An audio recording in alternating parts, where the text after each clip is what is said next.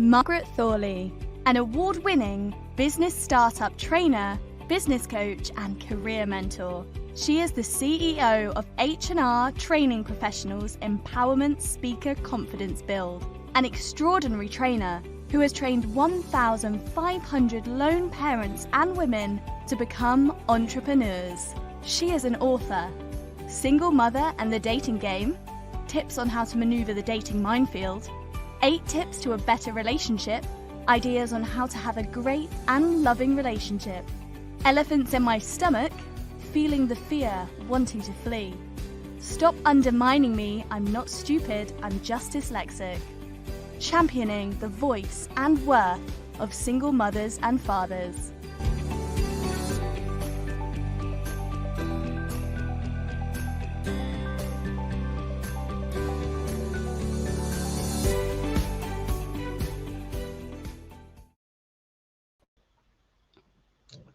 Good afternoon, everybody, everyone out there.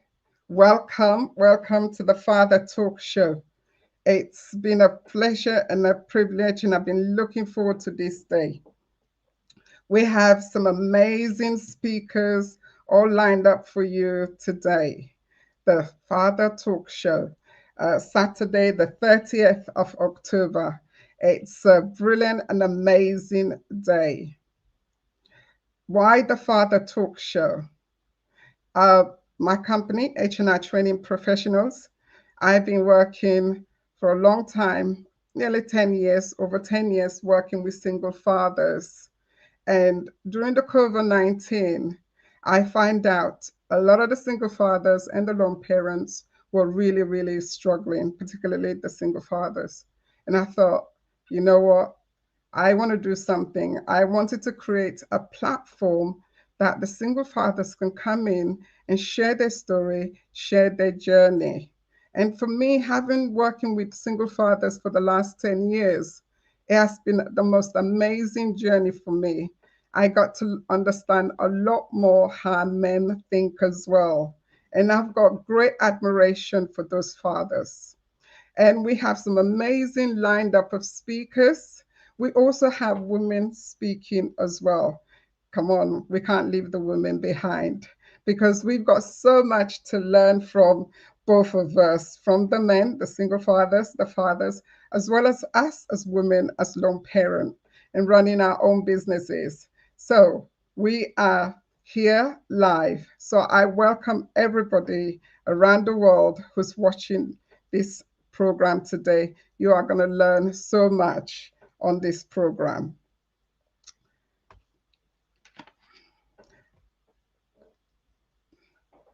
Sorry about that. We're going to have our next speaker right now, who is an amazing business owner, Rashma.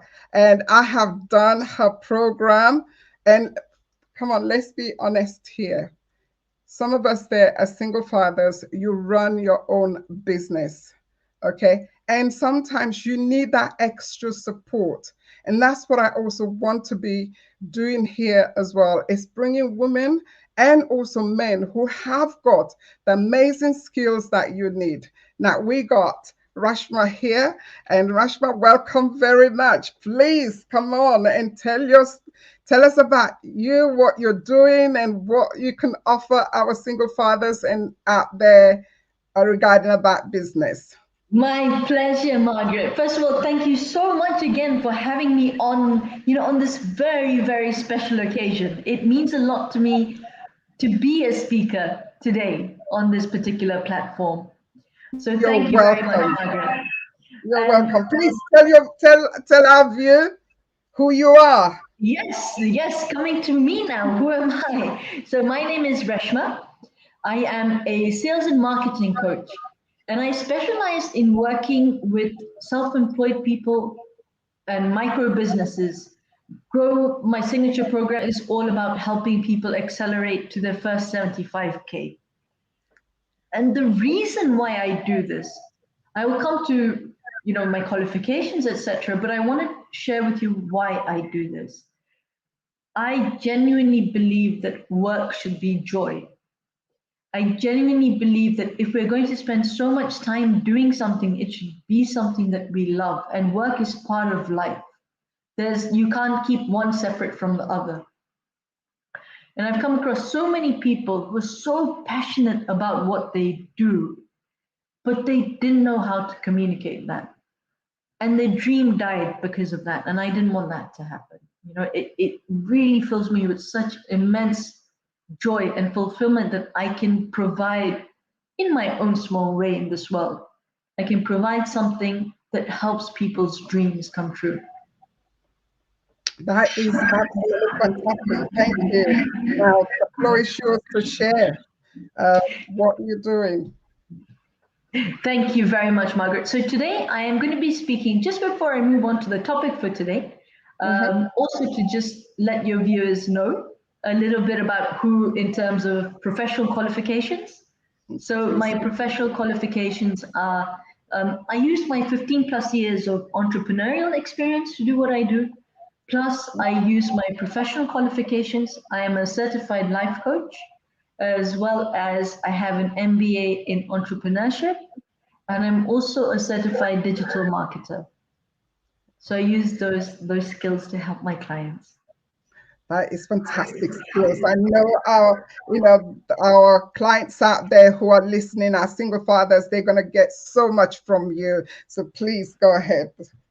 Thank you very much, Margaret. Thank you. So today, what I'd really like to share with you is, and before I just go into that, is one thing which I'd like to say is that I'm not a single parent myself. I don't know any single fathers, but as I was telling Margaret the other day, we are all connected. And I believe that as a society, as brothers and sisters, it's our duty to help each other. That's why I'm here as well today. And what I'm going to share with you today is all about how to identify your clients. And I'm going to share 3 ways of doing that today. And actually, I've got a bonus one as well for you. But let's start. Let's start. So with the first one. So before I even come to why should you have, why do marketing people like me talk incessantly about this ideal client? Why?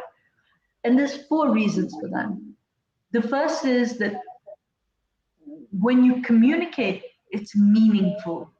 It's meaningful for you and it's meaningful for the person who is listening. It helps them. It actually adds value to them. It's not just something that they listen to and then they become a little bit more confused about, is it for them? Is it not? Blah, blah, blah. It means something and adds value to their life. The second thing is that as new or in the early stages of your growth, it is always going to be the case that resources should be used wisely. Now, if you're speaking to everyone, as you know, you're speaking to no one.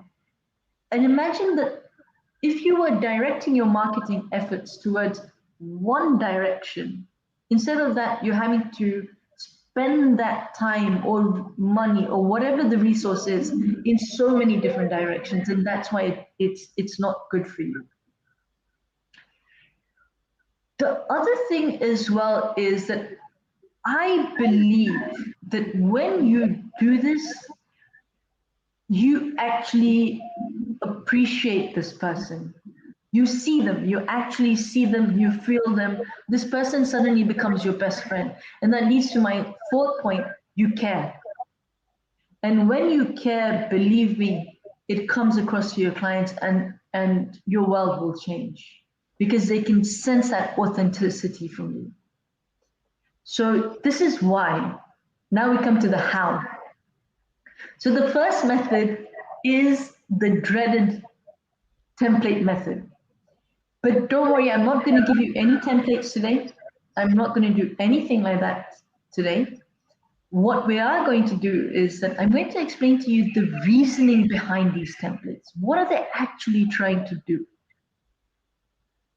So let's start with the first step. The first step is this is to get to know your client's external world. So you're the privilege of stepping into your client's external world and seeing them from the outside. And when you do that, of course, you see where they live, who are they, do they, how old are they, where do they live in terms of what sort of accommodation do they live in, who do they live with, what sort of a lifestyle do they lead? Are they one of those people, who's who drinks coffee, that seems to have been to more countries than I have, or maybe even that you have, or they don't like that type of thing, and they're very Nescafe oriented. We have our instant coffee in the morning and we're happy. That's just fun, but what sort of person are they? Right? So this covers what's normally known as socio-demographics. Socio-demographics basically means what can you see? What can you see and what is defined? So when you talk about relationships, for example, are they single? Are they married? Are they divorced? Are they in a happy relationship, or they're in a relationship but they're not very happy? How does it go? Do they have children? And if so, how many? How old are they? What are their names? What are they into? So it's what you can see. Where do they work? What do they do for work? If they are traveling into work, if they commute, what sort of transport do they take them? The details of their everyday life, but of the tangible things that you can see. Because that helps you create the first picture. So imagine if creating this ideal client is creating a masterpiece, is creating like an art masterpiece, the external world is putting in the outline. And then we come to the next step. There is one more thing involved in this first step, the outline element or the external world element. And that is psychographics. Now, psychographics is a word that sounds very cool, very fancy. I try and throw it around as much as I can because it makes me seem very qualified. But what it actually means is the thought processes of the client, right? So what are their values? What is their attitude towards money? What is their attitude towards life? What are their opinions, on current topics? Are they pro-Brexit, anti-Brexit? What sort of opinions do they hold? Are they conservative? Are they more liberal? Are they whatever it is that you can think of? Are they pro Squid Games? Are they anti Squid Games? Whatever it is that makes sense for you, just write it down, and don't think about what am I writing, or don't try and think to yourself, okay, I'm going to write it box by box, name first, age, then this, then that. Just write it. Don't worry about the rest of it. Just write about your client's external world. The second element of it. So, Margaret. No, go on. I was going to say, so what I'm taking here is that it's really, if you've got that idea, that business idea, is that write it down and think about the clients that you want for your business step by step. Absolutely. Exactly, Margaret. Thank you. Yeah, exactly. And then the second element of it is stepping into the internal world. So if before we stepped into the external world and we saw them from the outside, now we actually step into their shoes and we go through their day. And as always happens, as long as we are human beings, our external world, or what the external perception is, and our internal reality, our internal emotional reality, is always very different. How many people have you seen who are entrepreneurs and they seem so confident and they've got everything going for them, and they seem on top of the world, and everything they touch seems to be like a Midas touch and just keeps making money. But when you step into their shoes, what you realize is that they're struggling. and that they're tired because they have no more time left. One of the reasons they started this business was to have more time to do the things that they enjoy, to spend with their children or to spend with their loved ones. And that's gone. This person is now sadder than he was when he was actually doing a job. That's what's going on for him internally, but externally he's got that Audi or he's got that BMW or that Merc or whatever it is, right? So the internal reality, the internal emotional reality and external perception are two very, very different things. Now, where we come in, or you come in as a business owner, is this way. There are three things to think about. That is your client's problem, which is the root problem. So thinking about our client over here, his root problem is that he is creating a business that's worse than a job, right? Even a job is better than this. Then you think about, okay, what are the pains? What are the pains? That is a symptoms. So if the problem is a root, if the problem, for example, is you know, you haven't eaten since morning, so you've got like a hungry headache, right? So, but the root of that, the problem is you haven't eaten. But the symptom is the headache. A headache is not the root. A headache has appeared because of something. So exactly like that in business as well, pain is what you can see or what materializes as a result of that problem. The last element of it is where we really come in. The last element is something that I call challenges. So a lot of the times, it's not that our clients don't know what their problem is. They know. What they don't know is how to get out of it.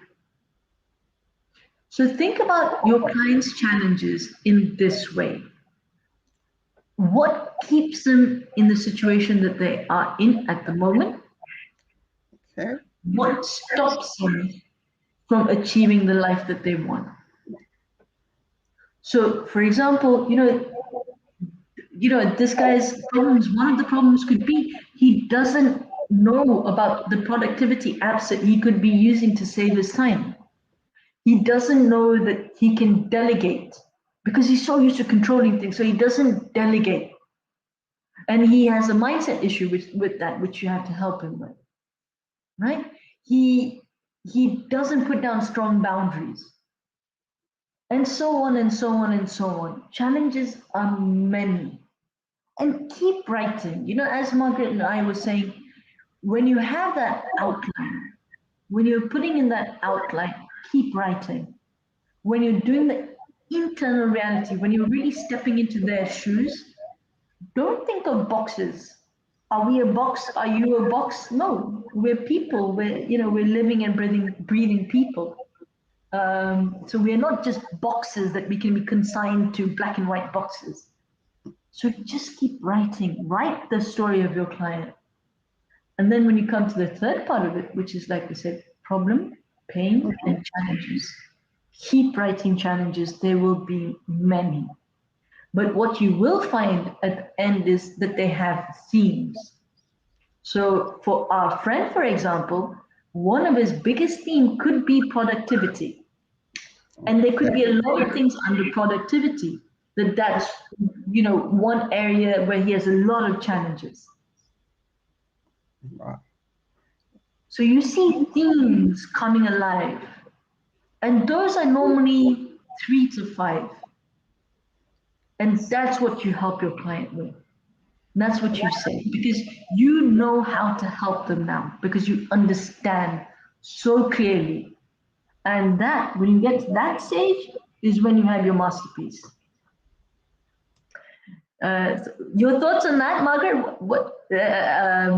So that is about, yeah. Yeah.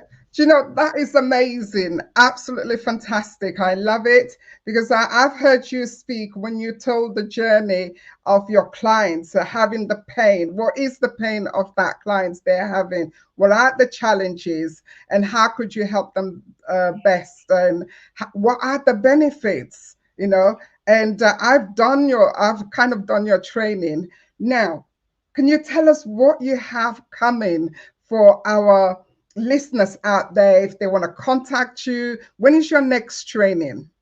So my next training is not being scheduled yet, actually, Margaret, Mhm, but it will be in December, or I have a group starting early January. mhm. But what I would love to do is to just have a chat. Just let's anybody that wants to get in touch with me, even if you just want to ask a question, let's do that. And you can connect with me on LinkedIn. My name is, as you can see at the bottom of my screen, it's Reshma Jurban Putra. Mhm. Or write to me. My email address is reshma@velocitycoachingservices.com. I very, very much look forward to hearing from you.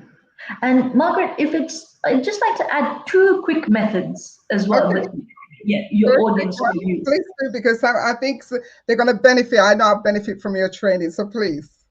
Thank you, Margaret. So two extra methods. Okay. So the first method is most of the time our ideal client is ourselves 5 years ago. Mhm. We become the person that we needed then because there was nobody like that. I know I am the sales and marketing coach that I needed then because there was nobody like that around. I don't think there still are many people like that. So it's yourself 5 years ago. It could also be a client, but most of the time it's you 5 years ago. The other way to think about it is to find what matters. What do you really care about? Mhm. Um, when I discuss this method, I share the United Nations Sustainable Goals. There's, I think, 19 categories to that. What speaks to you?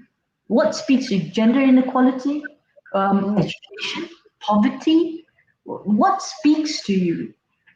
And when you find what speaks to you, find who you can help in that, and then find the person who will pay you to do that. Because they're very likely to be two different people. For example, if it's quality education that you believe in and are passionate about, the beneficiary will be a child, but the person who pays will either be the parent or the school, and you have to keep that in mind. Mhm. And those were two other methods that I just wanted to share quickly, Margaret. Okay, that is that is absolutely fantastic, and I love the way you end it. So kind of look at yourself in the business side to say about 5 years ago, and then moving forward to where you are now. So that way you'll be able to identify what are your clients' needs. Am I correct? Oh, 100%. thank you so much for coming. It's been a privilege and a pleasure having you here. I love listening to you talking. Thank you so much. Well, Thank you so definitely, much. definitely, anybody, thank you so much. I'm just going to reinforce that. Thank you. Is anybody out there want to speak to Rashma? You want to contact her? Please go into Facebook. All right. And you can connect with her at LinkedIn also. It's been amazing kind of talking to her. And I know there are many of us there as single fathers. So generally just listen, we are in business and we are struggling in terms of getting clients to work for us to work with and to be also to make money and get paid as well. So I hope you find that incredibly helpful because I have. Now we have our next speaker coming up. I I am really excited about this speaker, Minister Carol. She's going to talk to us how to bounce back from a broken relationship, you know. And this is about us today. How do we do that? All right. How do we bounce back from a broken relationship? And this goes for us, the men out there, anybody who's in a relationship or you've just broken out of a relationship. But I think you're going to learn so much from here. Minister Carol, you are welcome. How are Thank you? you, Margaret. How are you? Very well. Welcome to the show, to the Thank Father you. Talk Show. Very welcome. Thank you very much. Minister Thank you, Carol, would sis. you introduce yourself, who you are, and yes, please. All right. Thank you. I'm Carol Babalola. I just want to say thank you for inviting me to your show. It's a privilege I do not take for granted to be one of the speakers on your new show for today. Thank you for that. And thank you to the viewers out there. And I pray that this is just the beginning of greater things to come for you. Amen. Thank I'm you. Carol Babalola. I'm an author, I'm a speaker, I'm a serial entrepreneur, and I'm a coach for self-esteem and limiting belief coach. I usually coach people, women who are over 40s and over 50s. Those women who think, that life is over. Oh, there's nothing they can, get anymore. We coach them to the extent that, they can start late and finish well and finish rich. Wow.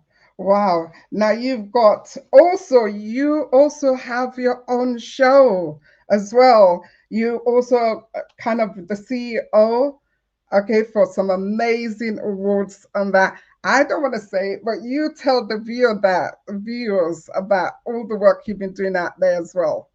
Oh, thank you very much for that. That's why I say I'm a serial entrepreneur. I'm a host to a talk show where we encourage women and we empower people out there. We use our testimony, our experiences, what has happened to us in life to encourage other people, to tell them that they are not alone. I also have an event which I hold yearly. It's called Influential Role Model and Mentors Awards. It holds every year. It's a place where we appreciate and we just share love to people, where we acknowledge, celebrate ordinary people doing extraordinary things in the community.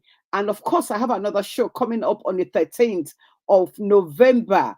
This is for women, purely women, women that are influencing their area of, influence. And this is where like-minded people come together and, fellowship together and enjoy each other. And that program is a date with Christ. It's called A Date with Christ with influential role model and mentors. No, sorry, with influential women of substance. Hmm. I know definitely Date with Christ men also come to that as well. Thank you. I mean, I'm a Christian. You can see from there, Minister Carol. I'm a minister. So we do have a date with Christ. And whoever has a date with Christ, their life never remains the same. Okay, please tell us, how do we bounce back from a broken relationship? How do we bounce back? I mean, our viewers are excited, they want to hear. And I think this topic goes right across the board as well. It's not just for the women, this is also for the men out there who are listening to us. So, Yeah. Minister Carol, tell us, how do we bounce back from a broken relationship? Thank you very much. One thing I just want to tell people that relationship is mutual, and then as a human being, we are interdependent. We depend on each other. Our relationship, it could be between a man and a woman, between sisters, between parents, between friends. And when it's broken, believe me, it's not easy. The pain, it's so horrible. There is grieving that comes out of it. There is this pain that some people cannot get out of it. All right. And there's a saying that, time heals all things. But I beg to differ on that it's what you do with the time, while you are going through, it's what makes the healing comes quick.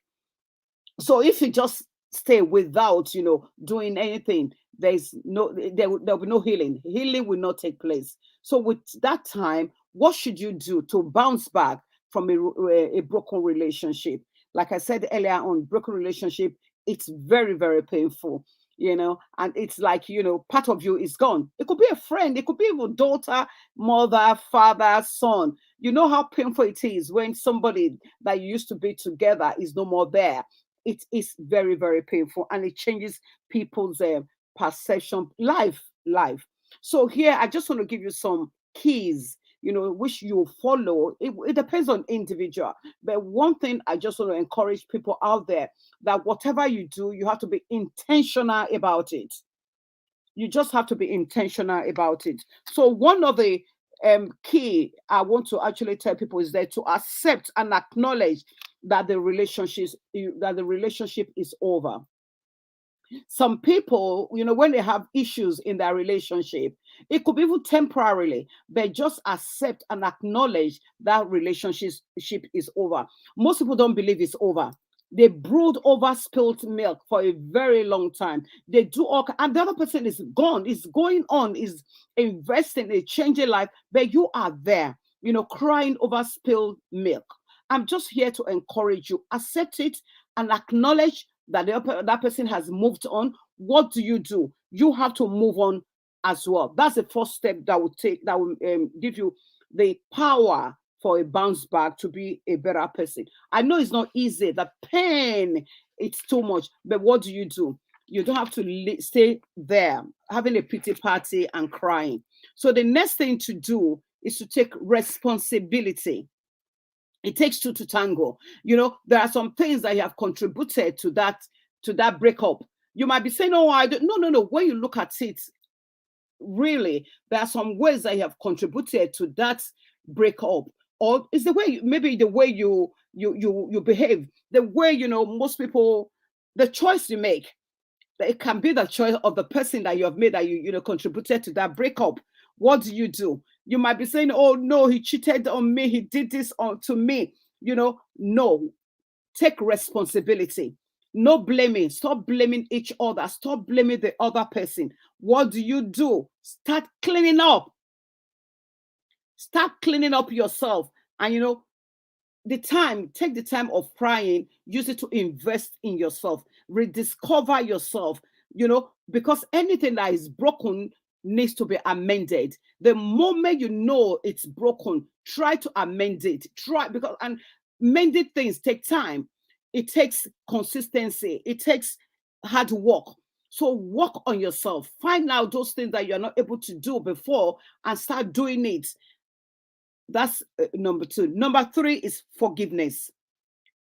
Forgiveness is very important if you want to bounce back from a broken relationship. The first thing is that, unforgiveness is like you drinking a poison and wanting the other person to die. So that's not very good for you, and it's not good for the other for if you want to bounce back quickly. So forgiveness is very, very important. Look into that place. What is it that is broken in that relationship? Where do you need to change in that relationship? Do you know that when something is broken, or you have a place in your body that is bleeding, you don't look for pain management, you look for surgery. If you have an internal bleeding, what do? You go for surgery. You don't use painkiller to kill something that is bleeding. So what do? Look for that place, accept that you are wrong, all right? Clean up that bleeding, go for surgery. And part of the surgery is you telling yourself, yes, I messed up. Yes, I have my own self to blame here. Cry if you want to cry. Do whatever you want to do, but just clean up the mess. Have a reflection over that relationship. Where did you go wrong? How did you, encourage the other person to treat you the way you were treated? Just think about it. The truth is that, you feel bad. What is it? Why are you feeling bad? Think about it, and, think of how you can bounce back. Believe me, by the time you start doing this, your mindset is shifting to, becoming a better person. Stop pointing fingers. Stop blaming the other person. Stop blaming yourself. Forgive the other person. Forgive yourself. It doesn't matter how many years you have, invested in that relationship. And one thing I want you to know also is this: people do what they do based on who they are at that point in time and the information they have. So this is the reason why you have to forgive. The other person has, probably doesn't realize what he's done to you is bad, or maybe realized it and it's moved on. But you are crying. No. What you need to do, think about, what can I do now? How can I make myself better? What can I do that will make me, look better or be more progressive than what I am now. The fourth one here is help. Seek for help. Seek for help. You cannot do it alone. You cannot do it alone. You can speak to your families. You can speak to your friends. You can seek medical help. Make yourself happy. Don't drink. Some people, they go into drinking, they go into bad habits. They start, don't give up on yourself. Don't give up on relationship. There's opportunity that is going to come back. Some people, they do have this inner vow, say, you know what? No, I don't want any relationship. No, no, no, no. Don't do that. There is a better person that God has created for you out there. All you need to do is to discover who you really are. Invest in yourself. Change a lot of things that you think the other person was, something you think is not very good about you. And I mean, you know yourself better. And this is why you have to know who you are. Rediscover yourself. Speak life into your situation. Don't associate yourself with people, negative people, because there are some people who will just drain you because of what has happened in your life. If you want to bounce back quickly, what do? Associate with other people that can help you, that will encourage you, that will, bring you to where you want to be. And the other one I want to say, which is very important, is this: have a journal. Have a journal. Because when you want to change your life, you're starting a new life. You want to bounce back. You want to be the best version of who God has created you to be. Have a journal. Write down things, your progress. It's gradual, it's in process. Just keep writing it daily. Focus on what you want to become, not what you don't want in life. Most of us will focus on what we don't want. But if you want to bounce back from a broken relationship, focus on what you want. Because you know what you don't want already. All right. So that when you're moving to the next relationship, you don't take your baggage into the new relationship. So when you focus on those new on those new things, it expands. You become better. You are refreshed. You are happier. And what I will encourage you to focus on in 6 F's is focus on family. And if there is if there are children in that relationship, please do not ignore your children. Bring them, make them understand what is going on. Things happen in life. Let them know what has happened, and don't blame your other partner in the presence of your children. All right. Focus on your family. Focus on finances. I know it's difficult. Finances, probably 2 of you were doing things together. Now it's only you. It's hard, but go and be financially aware. Get awareness on finances. If you have debt, go to debt managers who will help you to manage your debt. Do things. Just try and do things to make extra income so that you're not being in debt. Then faith helps a lot. I'm a faith person, so I believe speak to God, speak to people who can help you when it comes to your faith. And then fitness. Your well-being really matter, because some people, when the relationship is broken, they forget themselves, and they don't eat, they drink, they do, which will affect your health.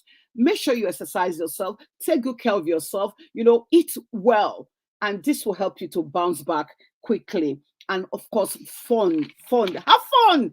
Go, there are some things that you couldn't actually do when you were together, when you were a couple. Now that you are single again, date yourself. Set goals, be specific, do what you enjoy most. Read books about how people are making it, how people have bounced back, how people who went through what you went through became the best of their life. Because when you do this, it will encourage you to bounce back quickly. And start thinking about how you can create things that will lead you to where you want to go. Start thinking, what can I do that will take me to where I want to be? So, because if you don't think of it, it will not happen. Work on your thoughts. This is very important. If you want to bounce back quickly, work on your thoughts, because your thoughts leads to your feelings, and your feelings lead to action. Work on what you want to do, not what you don't want to do. Understand that first. The moment you understand that, yeah, yes, you face the reality. I'm alone now. Things happen and there's nothing I can do about it. You tried, and this is why you don't blame yourself. You tried, but life has to move on. And that's why I say you have to be intentional about it. So the moment you focus on what you want to do, this changes your subconscious mind. And then you now start having good feelings. You're not planning, you are not thinking of things that you want to do. That thought becomes feeling. No, that feeling will take you begin to take action. And that action will lead to reality. Those actions that you take, it becomes your new realities now. And then, which is your thought leads to feeling, your feeling leads to action, your action leads to reality. And once again, like I said, be intentional in what you want to do or what you want to become. So this will help you to bounce back. This will help you to bounce back quicker and better. And I also encourage you that the best revenge or to bounce back is to have a good success, to live well, and to move on. The moment you do these things, you'll be on your feet and moving into your better future. Thank you very much. Thank you. I love it. It is absolutely amazing, amazing. I love the bit that you said, date yourself. I know this is not dating program. We're not talking about that, but sometimes we need to remind some of the viewers there that are single, to start looking after themselves. I'm going to ask you to do one more thing for us. Can you just repeat the 5 F's again, because I was blown away from that. So some of the audience, those who are listening to us, can get the importance of the 5 F's in a relationship to help you to bounce back. Yeah. The 5 F's, the first one is family. Family. Thank you. It's very important. It could be your extended family, it could be your, of course, maybe you came out of one family, but don't neglect them. Make sure you connect to your children. It's very important. The other one is finance. Work on your finance, because the finance is one-sided now. So you not go into debt, and that alone breaks people. Then faith. Faith is very important. Connect with God. The other one is fitness, your well-being. Your well-being is very important. Don't neglect your well-being, your eating habits, your exercising and everything. And the fifth one is fun. Have fun. I love that. Enjoy yourself. I love it. Person, and date yourself again, like you said. Oh, I love that. Do you know what? Sometimes we forget to have fun because of all the issues that's going around us. And particularly if you're a single father out there, we do understand single parent out there who are listening to us. And sometimes we forget about us, because what we've been doing is running after the kids, the business, the paying the bills and everything. And we forget how to have fun. And I hope with this message with Minister Carol, to remind you out there, okay, to have fun while you're running your own business, while you're doing the school runs, because we all know what the school runs are. So thank you so much, Minister Carol. That is an amazing. We really appreciate you. Thank you. Thank you so much. Like I said, the best way to revenge, instead of remaining being bitter and resentful, is to be successful. Be successful, live well, and move on. That's the best way, the best revenge. Oh, I love that. I love that one there, because a lot of time we kind of forget to do that, we just focus on the relationship has broken down, and we just don't. And revenge, you're thinking, oh, he did this to me. No, I'm going to revenge. I'm going to do this. No. The best way to revenge is to be successful. Yeah.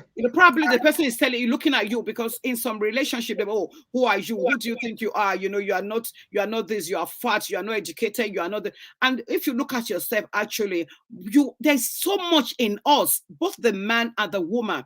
We are fully talented. It's only when you look into yourself that there's much more you can do.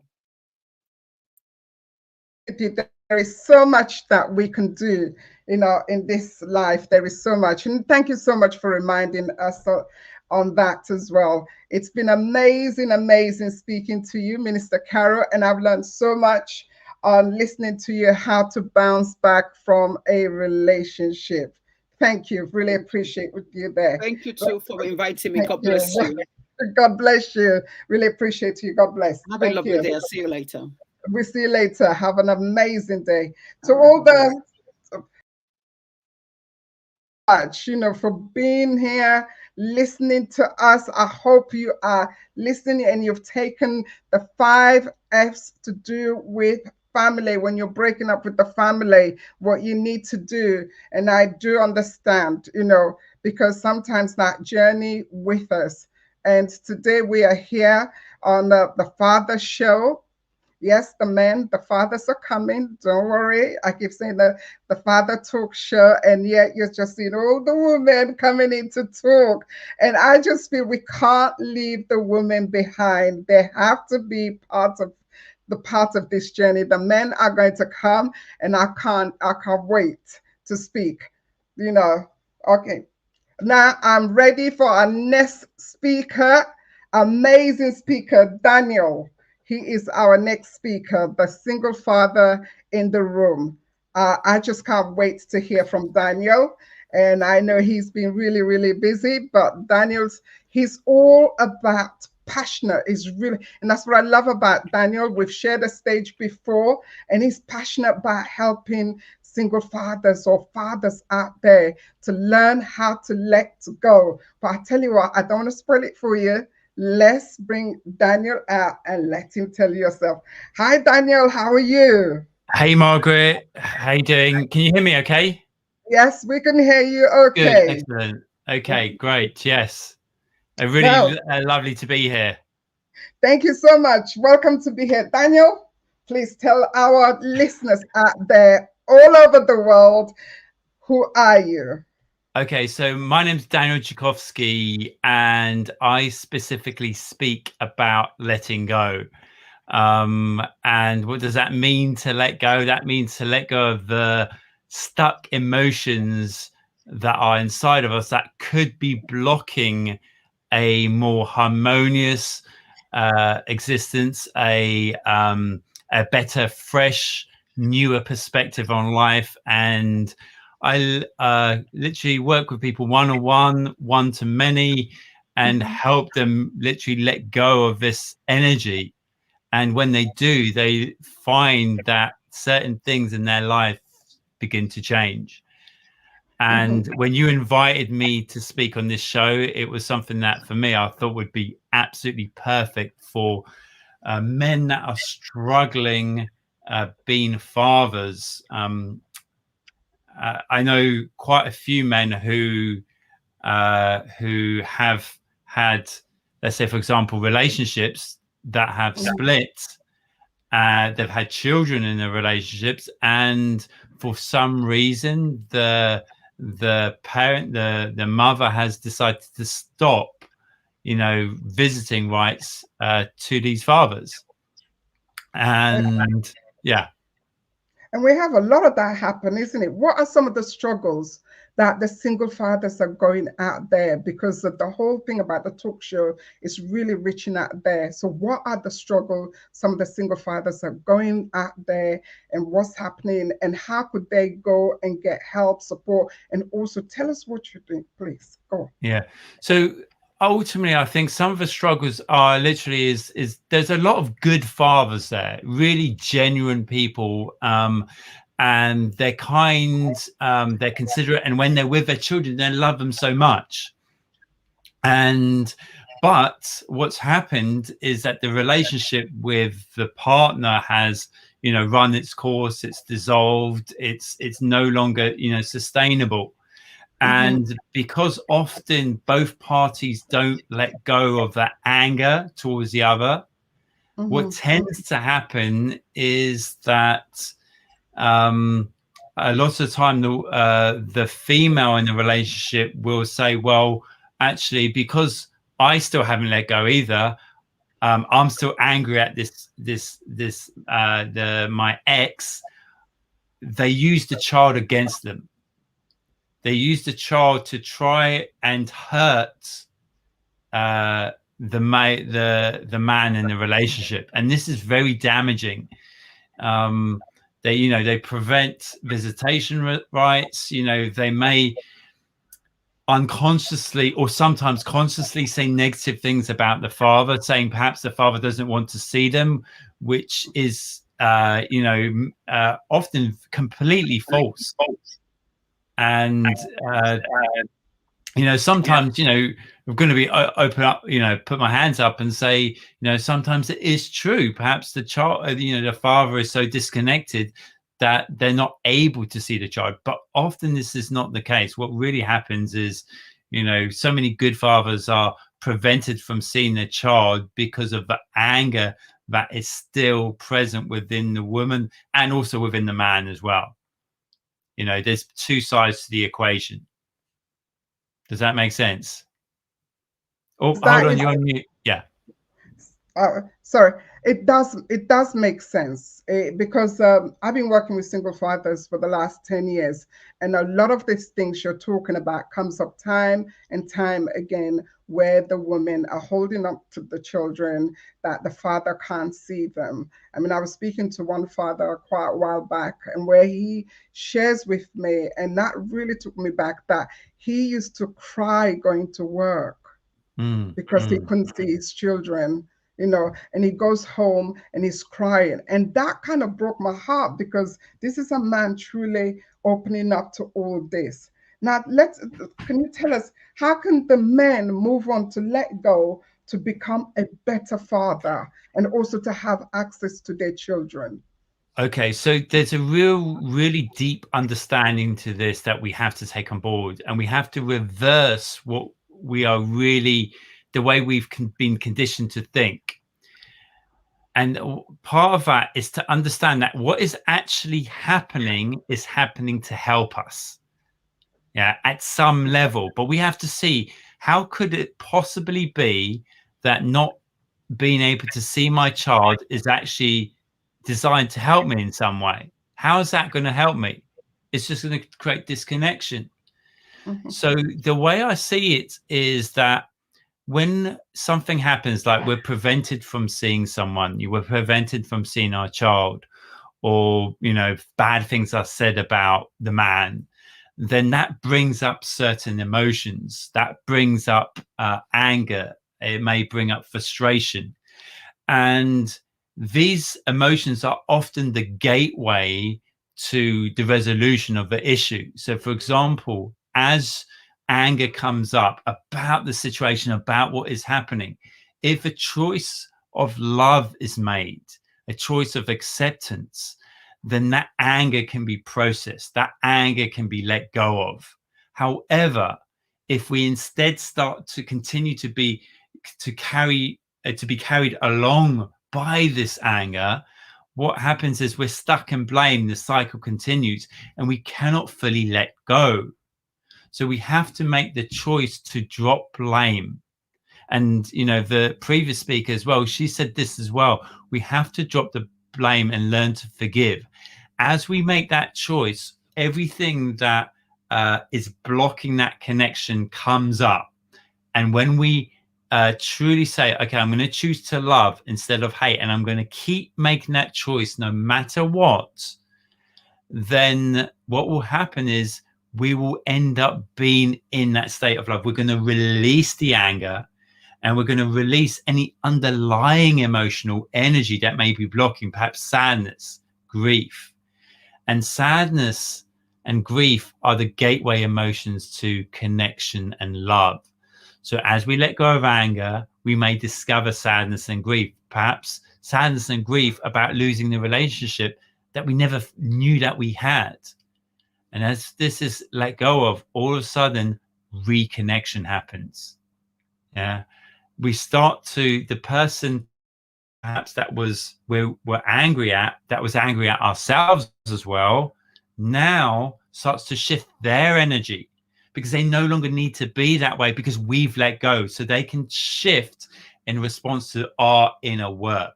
And this is really important to understand, that as we let go of our emotions, our stuck energy, the people outside us will begin to change.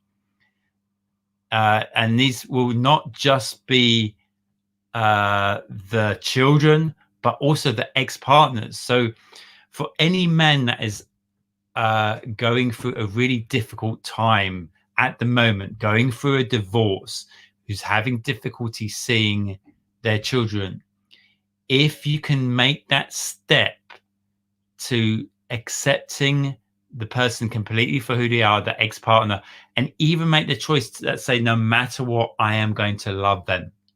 Yeah. And feel whatever comes up that is contrary to that love, anger, frustration, sadness, grief. As those emotions I let go of, you will find that something amazing will begin to happen. Something that will start to shift the people around you. And for me, this is what happened with my story. When I ended up getting divorced, I found that my ex was quite angry towards me. But I understood that this was happening to help me. I made a choice to love her no matter what. And as I made that choice, yeah, the anger went away, and what appeared was grief, sadness about losing the family, about losing the relationship. And when that was let go of, then the relationship with my ex changed. And that was a beautiful thing. Now she wasn't angry anymore. Now we started to become friends, and now we're really good friends. Yeah. But that happened when I let go. I'm almost 100% positive if I never let go, yeah, then there would still be conflict.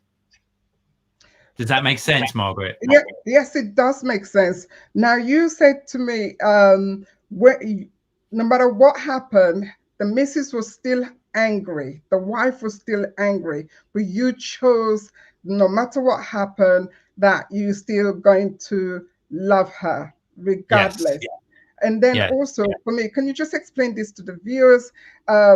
Because a lot of people may not understand that, this is it. You're stopping me seeing my children.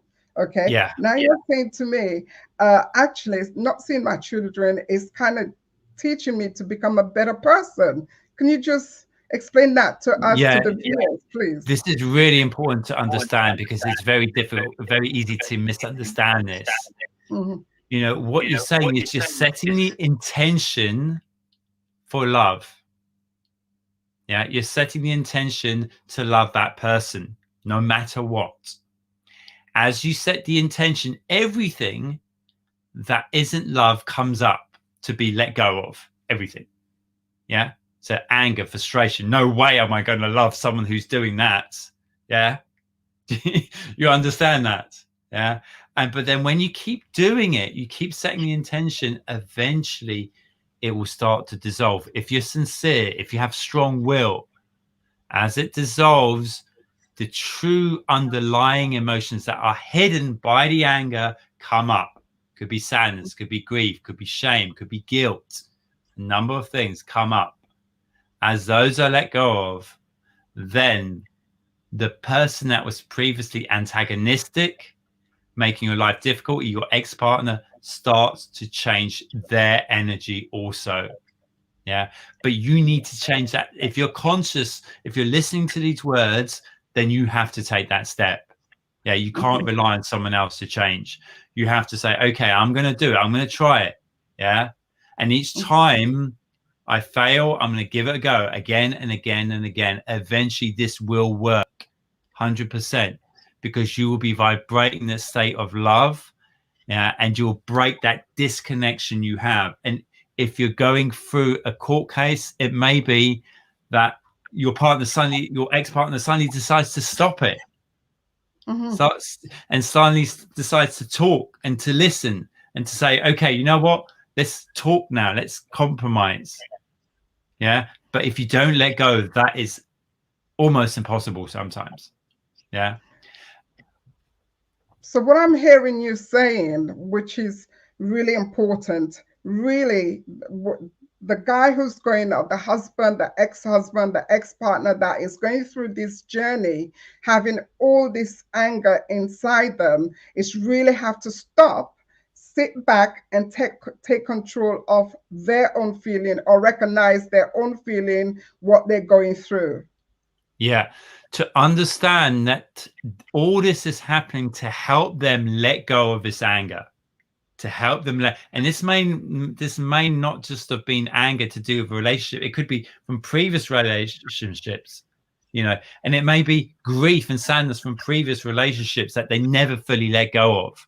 Now the universe, God, if you want to get a different perspective, is bringing them this to show them, look, this is what you still need to let go of. This is what you're still feeling. I'm bringing you this person to trigger the stuff inside of you so you can let it go. When you do, I'm going to bring you a different experience, because now I no longer need to bring you an angry ex-partner, someone who's bitter and resentful. Now I'm going to bring you someone more loving once you've let go of the what's inside of you. You need to put the, I can't hear you. Okay, so how would you can you give some kind of suggestion or some steps for anybody who is going through this pain freshly, how they can start, letting go? Firstly, to stay with whatever feelings appear without blame. Yeah. Not to get stuck in your head, constantly going round in circles. Just to stay with whatever feeling arises in the moment and allow yourself to be anger, but with the intention of love. Okay, my intention is love.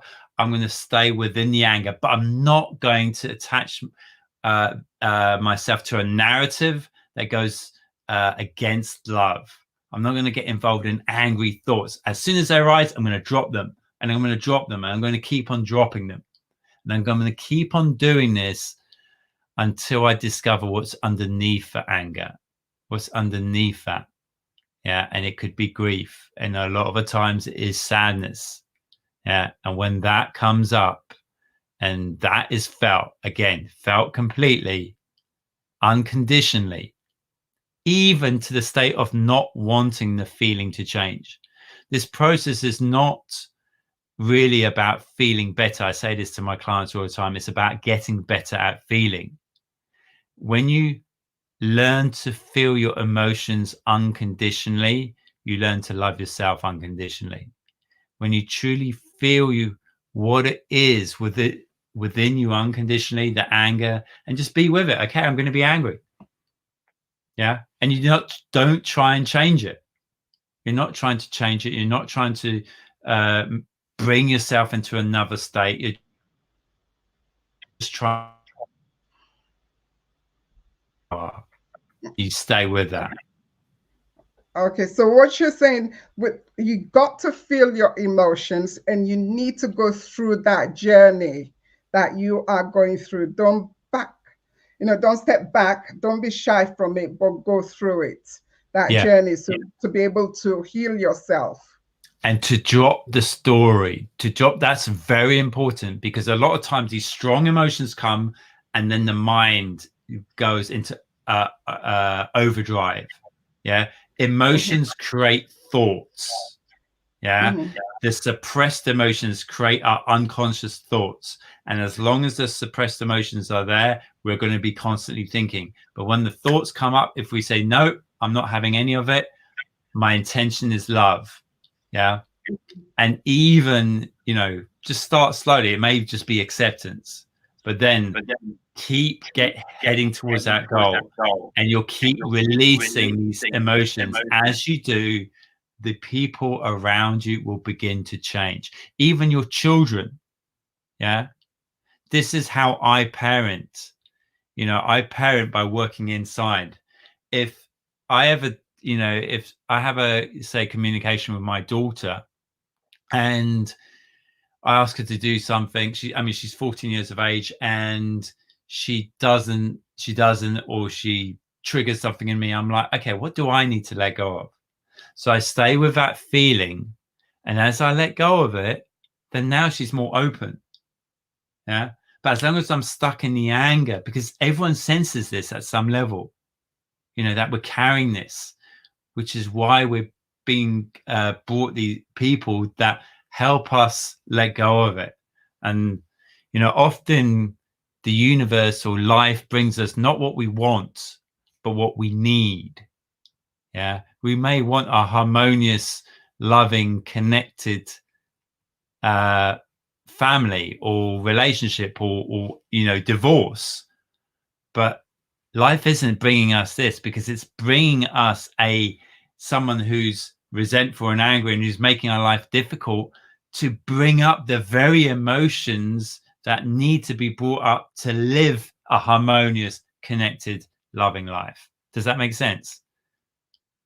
Yes, it does make sense. That is absolutely powerful. So really, the whole message is to love, to learn to love, and also to learn to love you yourself as well. And through that love that you are giving to yourself, because it has to start from you. Am I correct? Yeah, it has to start from you, because ultimately you're never ever dealing with someone else. You're dealing with your emotions, your own emotions about that person. Yeah. Wow. So when someone interacts with you, and let's say the ex doesn't return the calls or prevents access to a child, these emotions come up. You're not dealing with a person, you're dealing with your rising emotions in that moment.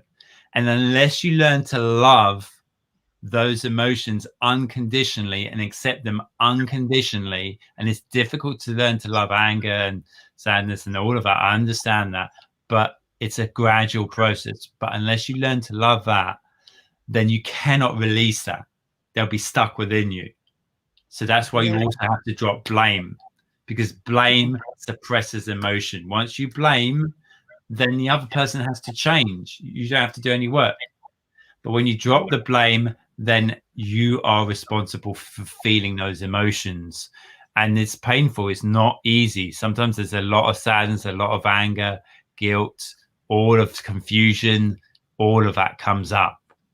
And when it comes up, but if you have the courage to stay with those feelings unconditionally, meaning even letting go of a want for them to go, then they can start to be processed and integrated. And when they're released, again, the outside world will begin to change. Wow. Okay. Wow. Wow. That is amazing. It's so powerful out there. So, what I want to ask you now, I've taken so much from you, and hopefully, all our listeners out there, single fathers,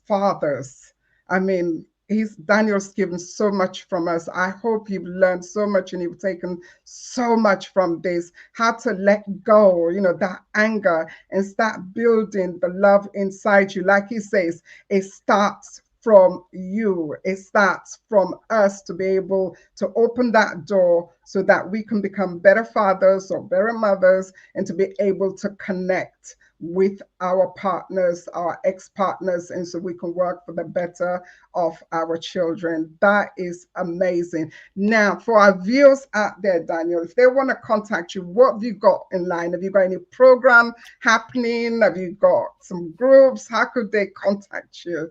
What have you got going? Well, they can contact me through my website, clearthepath.co.uk, or my email address, danield@clearthepath.co.uk.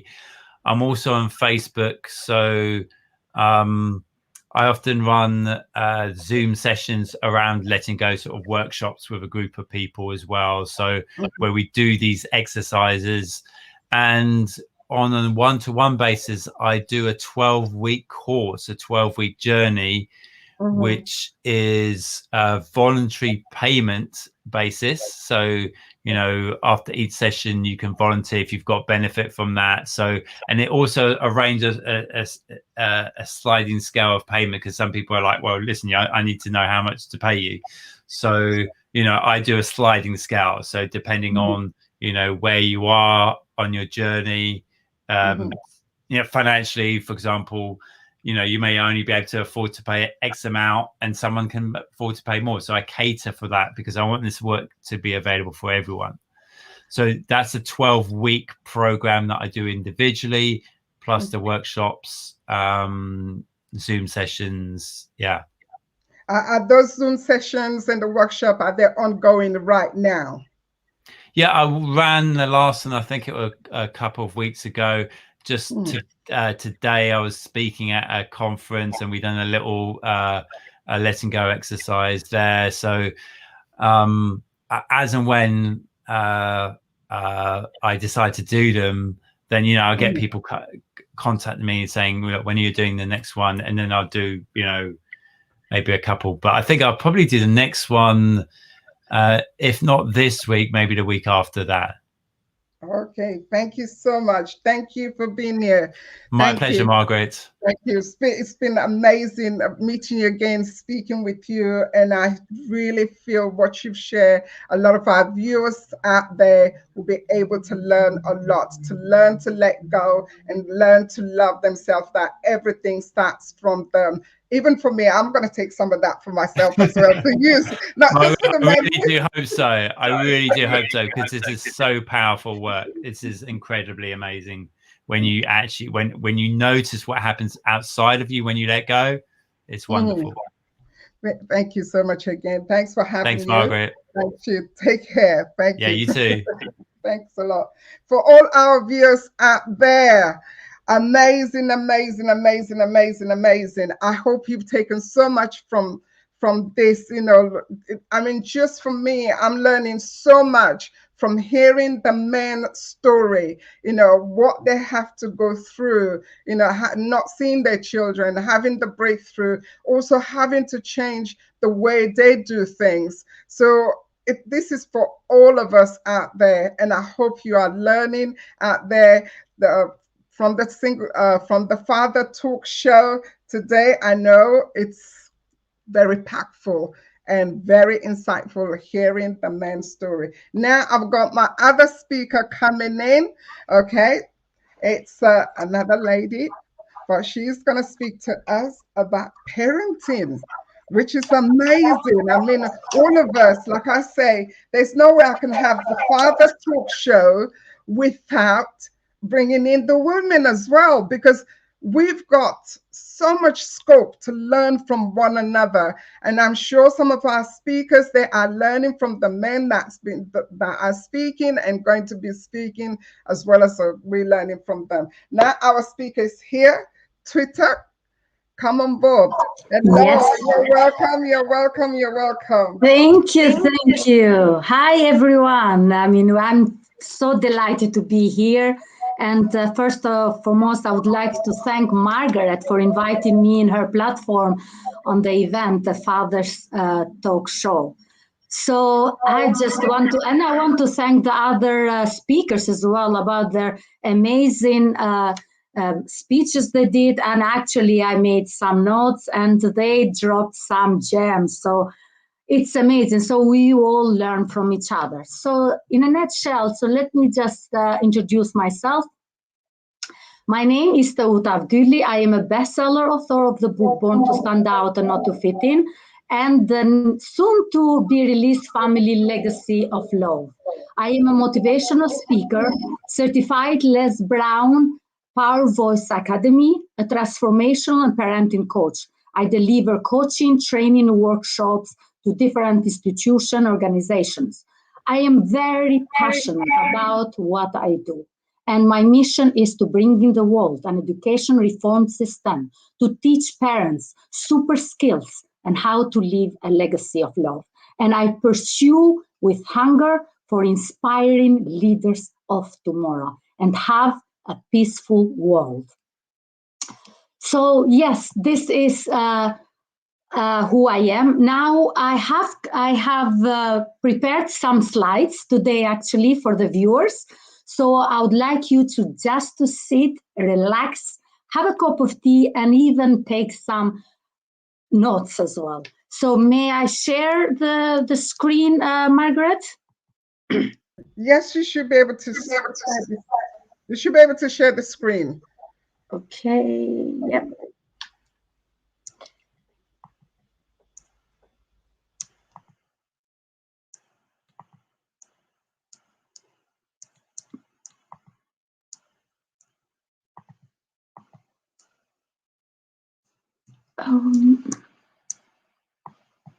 Just a second. Okay.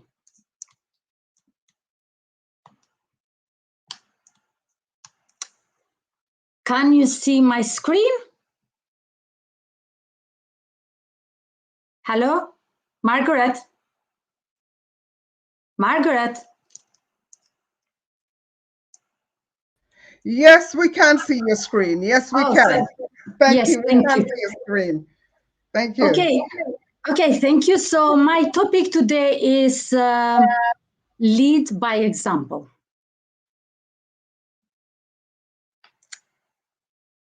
So there is one small video which I've prepared about that, how mothers and fathers, how important is about really parenting our children and how busy we are. I mean, family is not only important, it is our everything.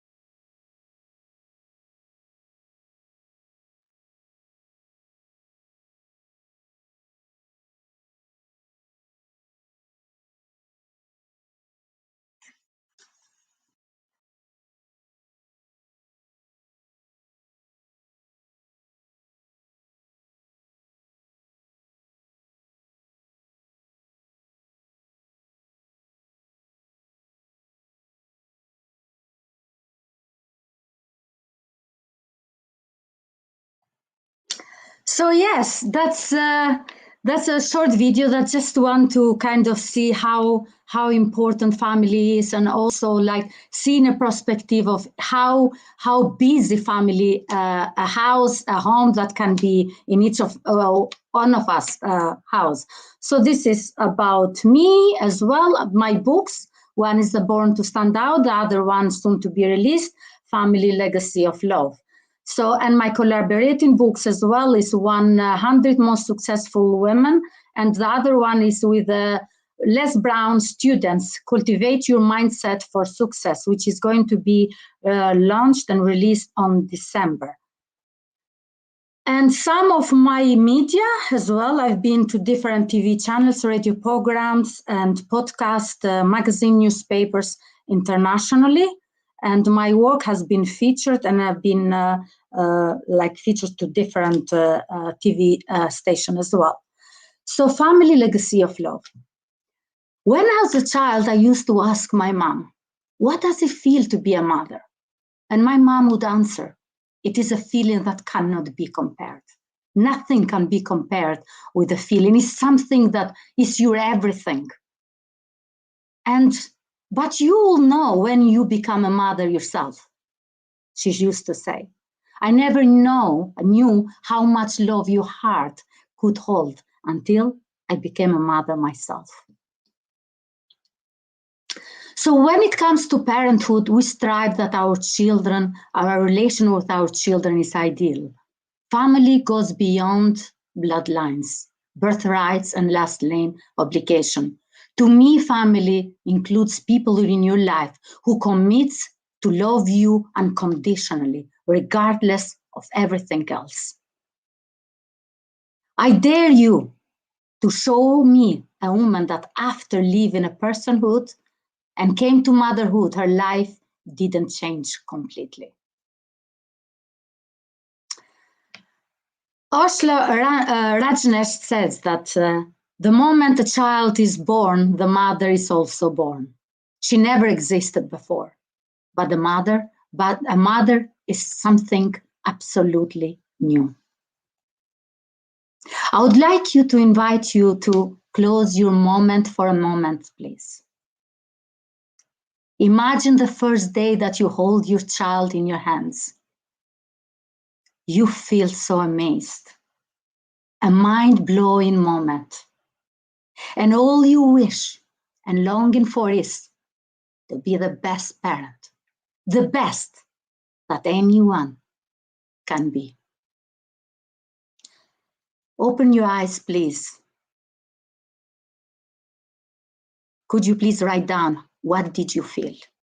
I can give you just a few seconds. So, Margaret, if you see any comments, please share with us.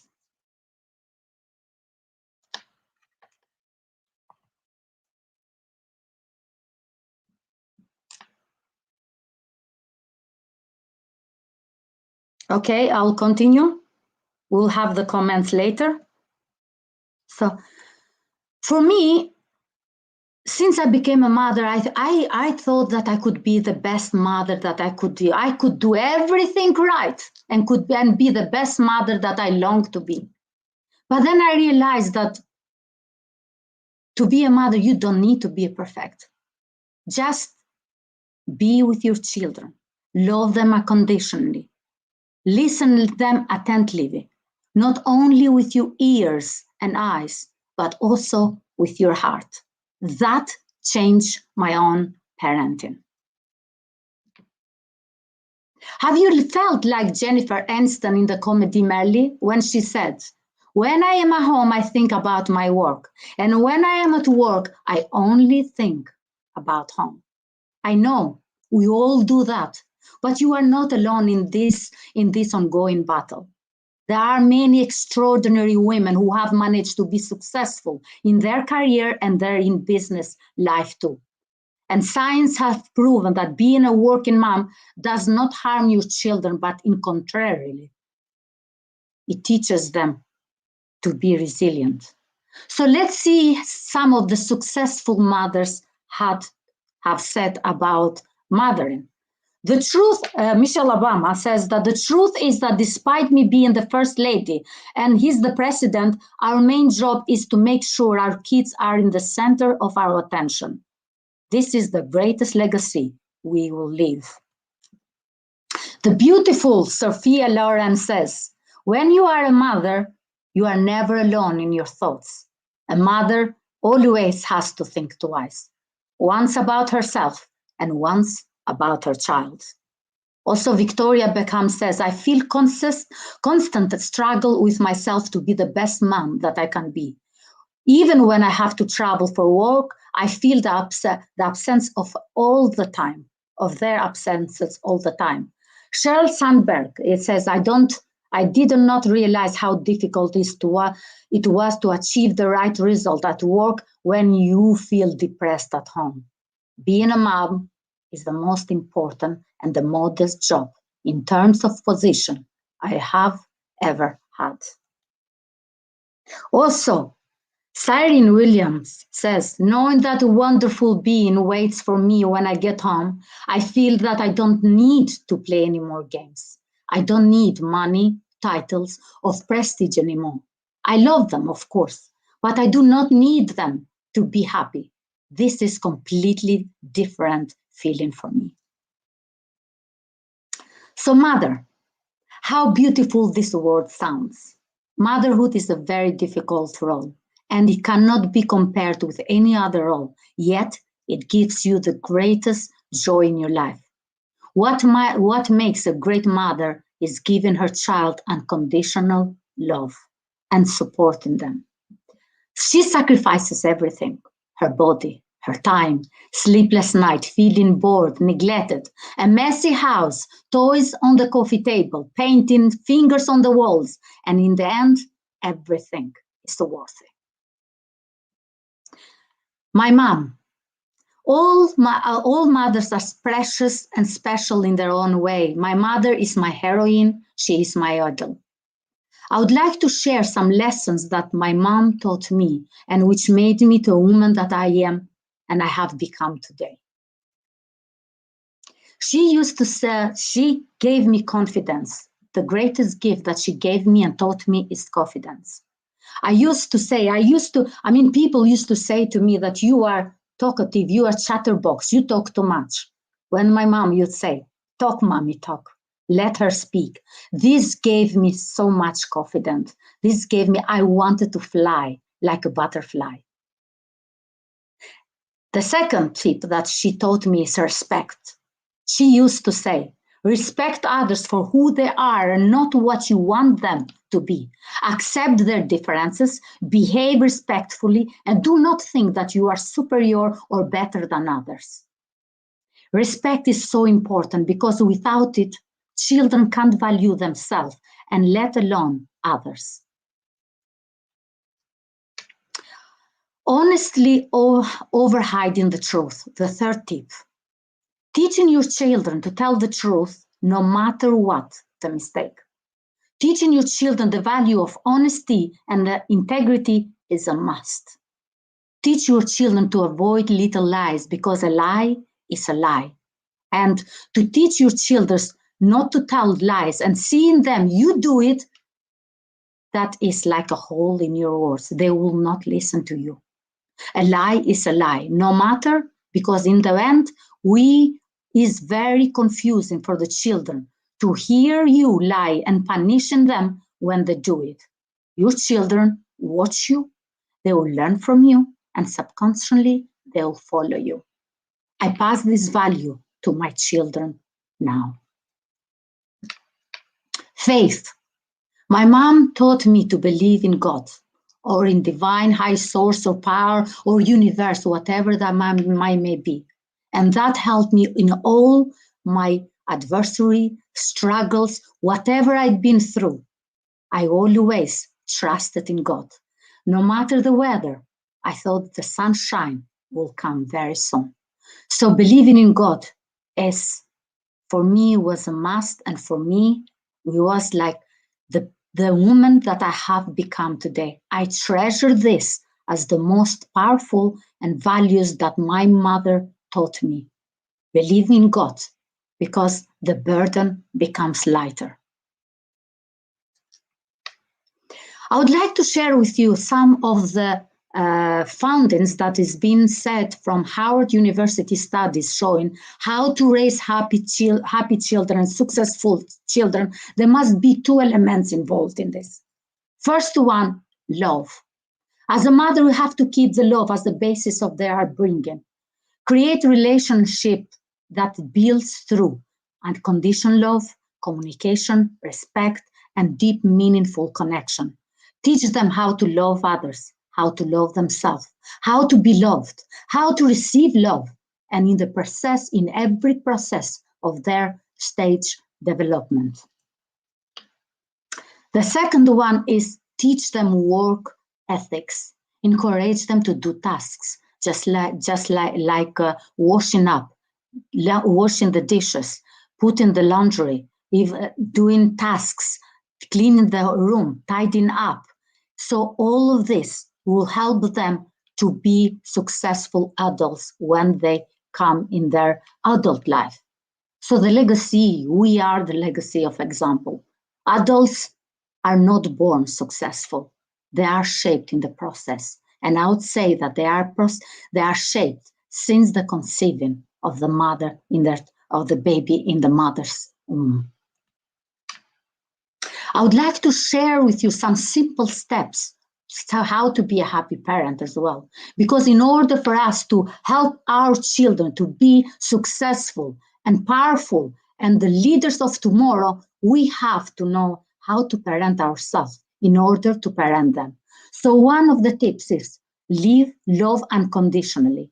Love with any strings attached, not based on what they do or what the grades they get at school, or because they are good, or because they behave well, but love them regardless, without strings. Simply love them. The second one as lead by example. Just as a tree and its branches rely on the strength of the roots, our children too derive strength from the family, their roots, and their culture. Do you know that saying that if the driver buckles up, the children do? Another tip is live the moment. willing to listen to your children with an open heart. Listen not only with your ears and eyes, but also with your hearts. Just be a listening ear and understand them from their point of view. Don't be judgmental. Don't even interrupt them. Because as a parent, we think that we hold everything, we know everything. Oh yes, we do. We have more experience, but we have to let these precious children to be heard. So let us be a soft landing place for them. So when they need us, they have a shoulder to lean on.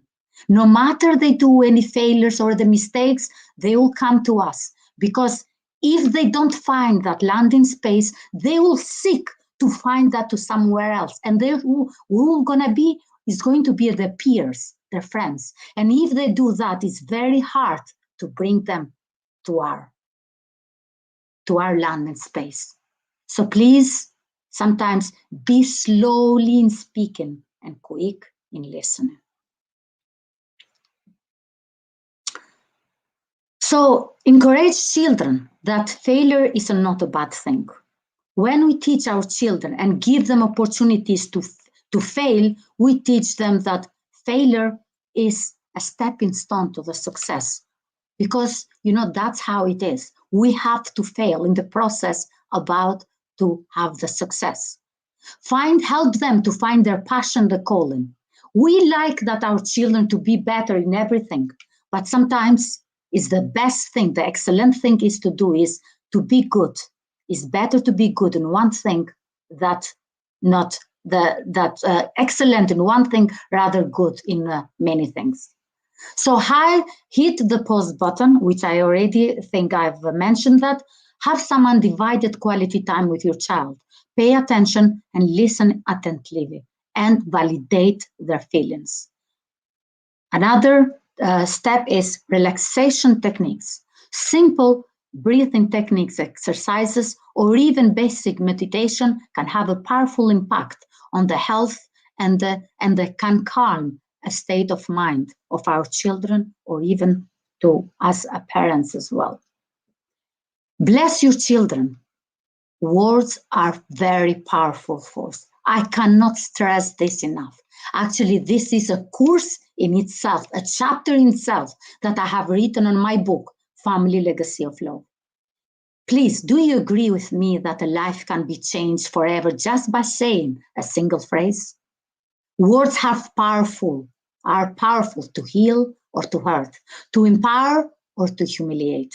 The word of God sheds light to this truth when it says, kind words are like a honeycomb, sweet to the soul and healthy for the body. So let us choose life instead of words of distraction. Let us choose our words wisely and produce good fruits and lay strong foundation for our children. Pray over your children. Pray and help them to walk on purpose, inspiration, and destiny in their life. Sow the seeds and keep watering them to reap good fruits.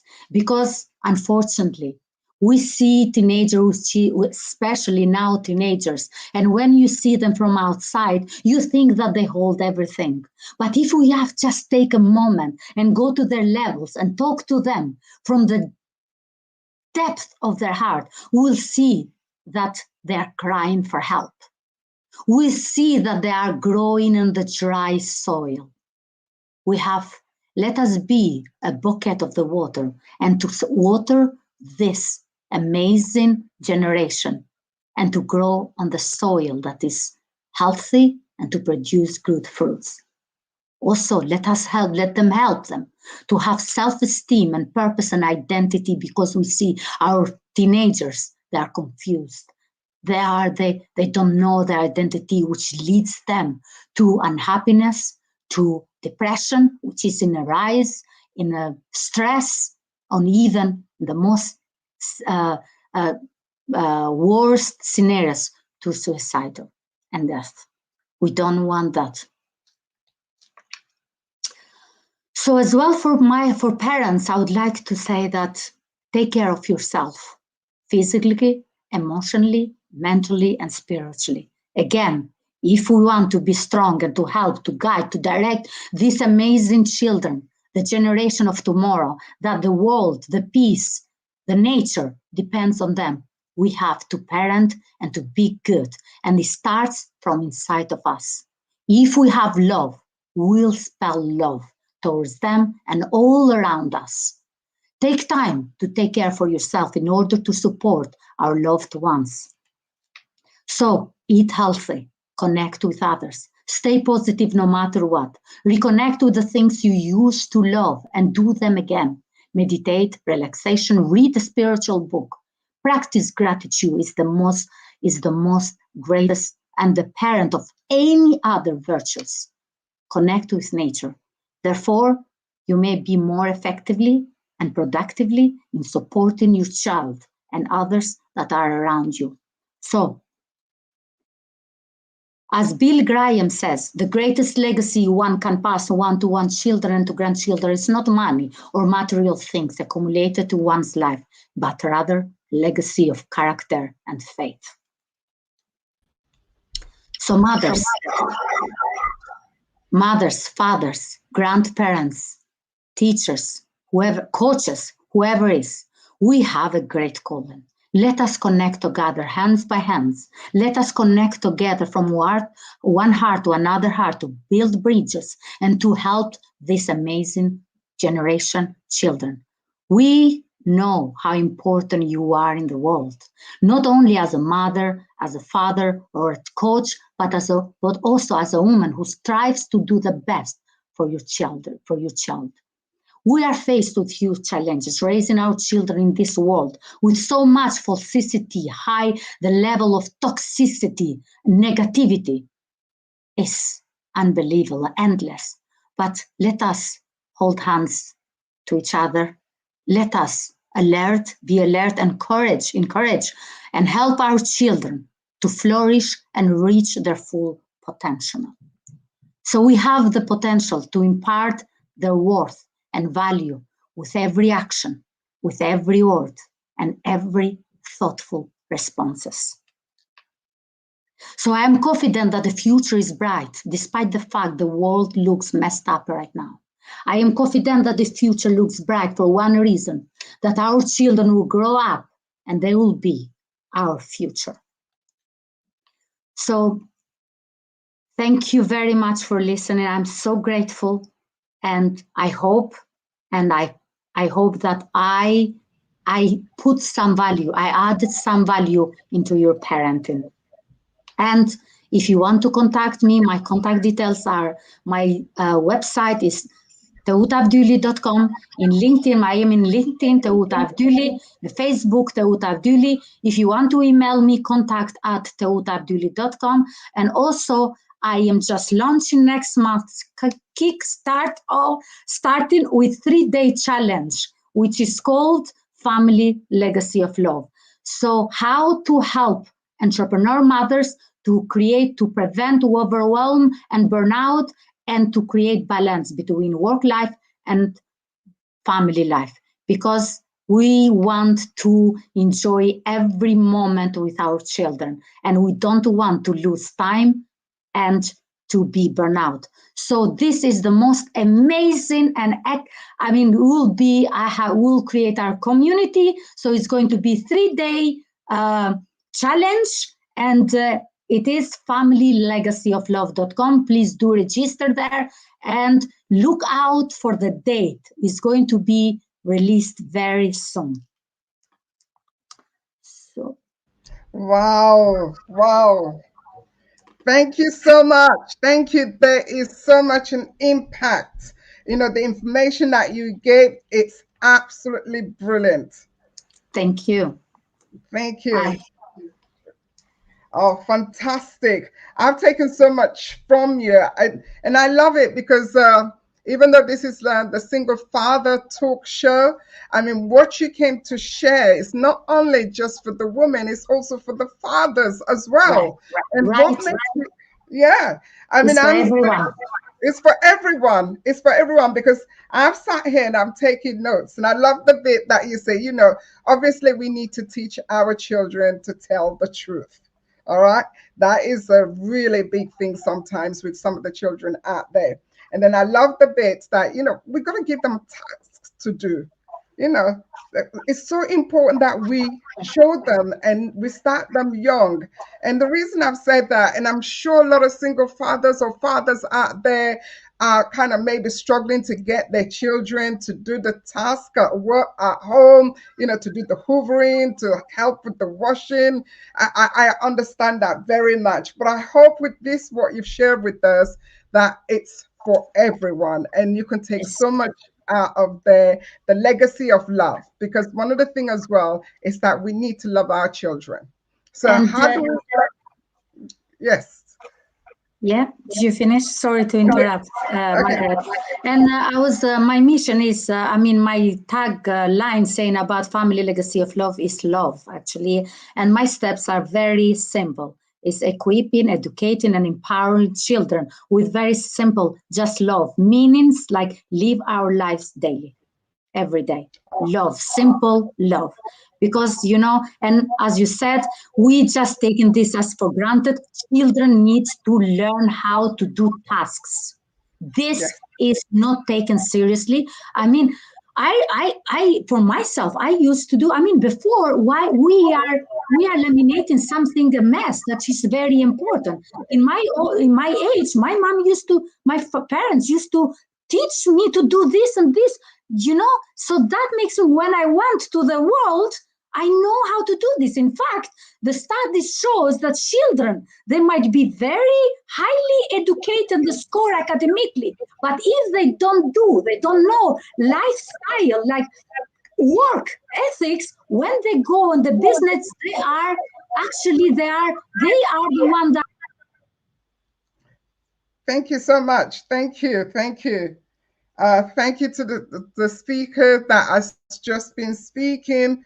Thank you so much. It's been absolutely wonderful. I mean, the topic that she's touched on about love, about us loving our children, about teaching them the truth. I think this goes right across the border, and also about us kind of giving them tasks, encourage them to kind of do some work at home as well. And yes, I think that is so amazing. Sorry about that. You went off a quick moment there. Yes, but I came back. Yeah. So thank you so much for sharing with us. It's been absolutely amazing. And I want to, for you viewers here, I want to give 30 minutes. Whoever wants to reach out to me, I want to give 30 minutes breakthrough session with Tauta. So let's talk. Oh, fantastic. You hear that, views out there, 30 minutes, a free call with tutor, so to be able to talk with you, to help you and to support you. Another thing we're also going to do, thank you so much for that, Twitter. Thank you. But thank you. Really been excellent, and I've learned so much from you. And I'm sure our viewers out there all over the world have taken so much from you. Thank you. Really appreciate it. Thank you. It's my pleasure. It's my pleasure, Margaret. And thank you very much. And thank you everyone who's listened to us to this amazing event. And I thank all the speakers. They are all amazing. Thank you for giving me the opportunity, really. It's my honor. Thank you so much. And I look forward to seeing you and talking to you again, and definitely working with you. Thank you. Thank you. Well, it's been amazing, wonderful. New technology, but it's been brilliant. We will definitely, some of the speakers that's been speaking, I will have their information also onto my Facebook as well, so you'll be able to access that. Right now, we've got our next speaker coming in. I'm so excited. Another Fathers to Fathers talk. Thank you. How are you, Coach Simon? How are you? I'm fine, man. Fine. Welcome to the show. Welcome to the show. Well, please tell the viewer who you are. They want to hear from you. Introduce yourself. Okay, so my name is Clarence Benson, but I'm also known as Coach Samir, and I'm the founder of Coach Samir Coaching. I'm also a professionally trained actor, as well as a certified youth and adult coach. And I specialize in helping men 40 plus to regain the strength and confidence that they need to, first of all, find, secondly, attract, and lastly, keep a long-lasting and loving relationship. Oh, I love that. I love that. That is amazing, amazing. Okay, now you are going to tell us about your journey. Okay, your journey from being separated, from your children, the battle that you had to go through trying to just to see your children. And I know there is going to be a lot of fathers out there that are going through the journey that you've been through, yes, and that are willing to listen to you. So please tell us about your journey. Okay, so basically, in a nutshell, I kind of married my childhood sweetheart at a but before we even get into that, let's go back. First of all, I grew up in the Caribbean with my grandmother. I also have 8 other siblings, 8 other stepbrothers and sisters. Unfortunately, when I was younger, there was a house fire and that killed 2 of my older brothers. As a result of this, in her entire lifetime that she was alive, I only saw my mum for about 8 weeks because after the fire, she was put in a mental institution in the Caribbean and she never actually came out until she passed away. I moved to the UK at age 7. I then found out that my father had various relationships. I would describe him as a serial womanizer. And I just basically decided that infidelity was not something that I wanted in my life. I then got married, as I said, to my childhood sweetheart. And we were together for about 25 years on and off. And I wanted her, I described her as I wanted my one life for life. Fortunately, things didn't work out. And in 2014, she wrongly made an allegation that I'd abused, basically, I'd physically abused one of my children. As a result of that, the police were called and I was then placed on bail for a very, very long period of time. And as a result of that, since 2014, I haven't seen my children since. I've been through every emotion possible. First of all, I felt a failure first of all, as a father, also as a husband. I had regrets because I wanted to be there for my children all the time. So I've missed out on them going to school. I've missed out on them leaving school. And basically, I just wasn't there, how I wanted to be. But yeah. Wow, that's been a journey. But what I hear you saying, you felt when your relationship, your marriage breakdown, you felt as a failure, as a father, as a husband, that kind of feeling. Can you just tell us a little bit about that? Because I know there is a lot of single fathers are going through that journey. And then if you tell us how you kind of overcome all those things to become doing what you're doing now. Well, I think for me, being on bail was probably the worst thing ever to kind of break up my family, because because every man wants to be there for his children. That's the role of a father. The role of a father is to protect your children. The role of a father is to guide your children through the good and the bad times. It's to pass on advice and information. And when that's taken away from you, and you're not allowed, like I said, in my case, I wasn't allowed to, I haven't seen my children since 2014. When I left, or when I was evicted from the family home, my daughter was only 10 years old. She's going to be 18 years old next year. She's now a grown woman, more or less. And I haven't seen her in all that time. I haven't seen none of my children in all that time. Also, as well, as a husband, when I got married, it wasn't, no one night stand. It was for life. I wanted one life, one wife for the rest of my life. So I even felt, a great failure at that. I even failed as a husband. I couldn't even hold on to my wife or whatever. I couldn't hold on to my children. I've missed out on all my children's, upbringing. The bad thing about this as well was that I worked in a school. So you can imagine working in a school. Every day you're going to school, you're seeing children. You're seeing them from when they first start school to when they leave. And then in that classroom, there's children who are their own age as my own children.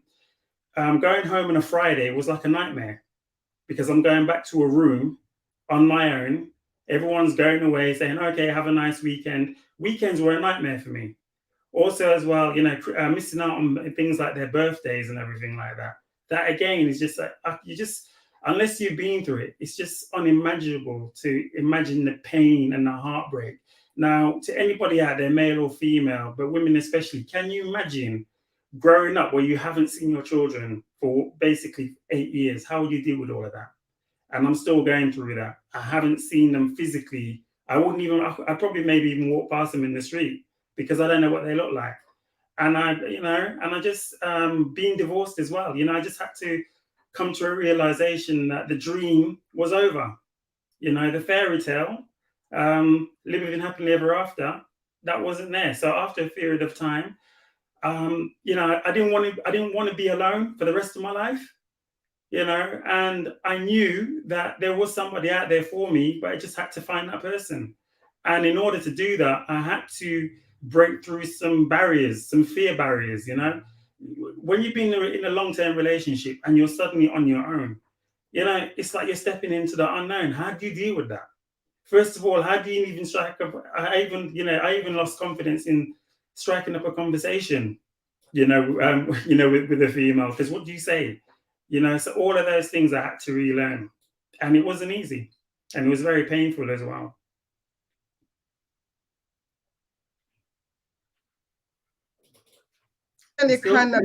What's your journey kind of been like, trying to see your children, with the police situation, and what bring the turnaround for you?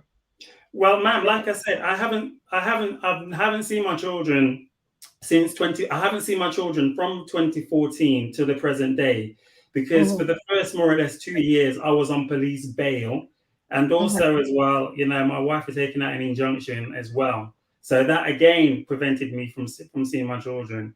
At that particular time as well, I was fighting 2 court cases, one which was criminal, which was the most serious one, because that was to do with the police. So then I had to basically get a solicitor in order to help me with that. And the other one, which was civil, I couldn't afford a solicitor for that one. So it was really a case of like, I had to come to terms with the fact that until this thing was over, I wasn't going to see my children. And I haven't. Okay. And so for me personally, there was no safety net. There was nothing I could do. I just had to live with it. The fact that I didn't have no choice in terms of seeing my children. And like I said, I haven't seen my children since 2014. And as a man as well, going through the system, the law is not on your side. As a man, you have no rights whatsoever. In the legal terms of it, you have no rights. The law is very much in favor of the women because she's got the children, or she's seen as the care of the children. So as a man, half of your time is spent fighting to see your children. This is why organizations like Fathers for Justice came about, because even though what they were doing was extreme, but it was one way of them highlighting, the fact that, women don't just have children on their own. We do play a part. And even though the relationship was over with my wife, that shouldn't necessarily mean that it should have been over with my children. Wow. Like there's men out there going through this right now, maybe fighting custody for their children, not seeing their children. What can they do? Can you give us some tips on, 3-4 tips, how they can start that journey, the journey of healing and the journey of moving on? Okay. The first tip is just to remember, no situation is permanent. Excuse me. No situation is permanent. It won't last forever. Okay. That's the first one. So hang in there, cry if you have to. I mean, I cried so much, over the loss of my children. I ran the well dry. There wasn't no more tears for me to run. I can remember going to work and I'm crying in my car. The birthdays are coming, I'm crying, constantly crying. And this foolishness that we have about men don't cry, that is the worst thing that you should say. As a man, cry over your children. They're your flesh and blood. So cry over them. If you're not seeing them, you need to, I cried so much, coming to their birthdays. I even cried, I've got like 2 girls. My my last child is a girl. You know, I was thinking, oh my God, suppose if they're boys are trying to like, groom her for sex and all that kind of stuff. And I'm not there as a father to protect her or to offer any guidance. So, and also the second tip I would say is with the men is never ever walk away from your children. Because the minute you do that, you're walking out on your future because your children are part of you. And the reputation or the foundation that you set by turning your back on them, remember, every day they're growing up, they're not going to be babies forever.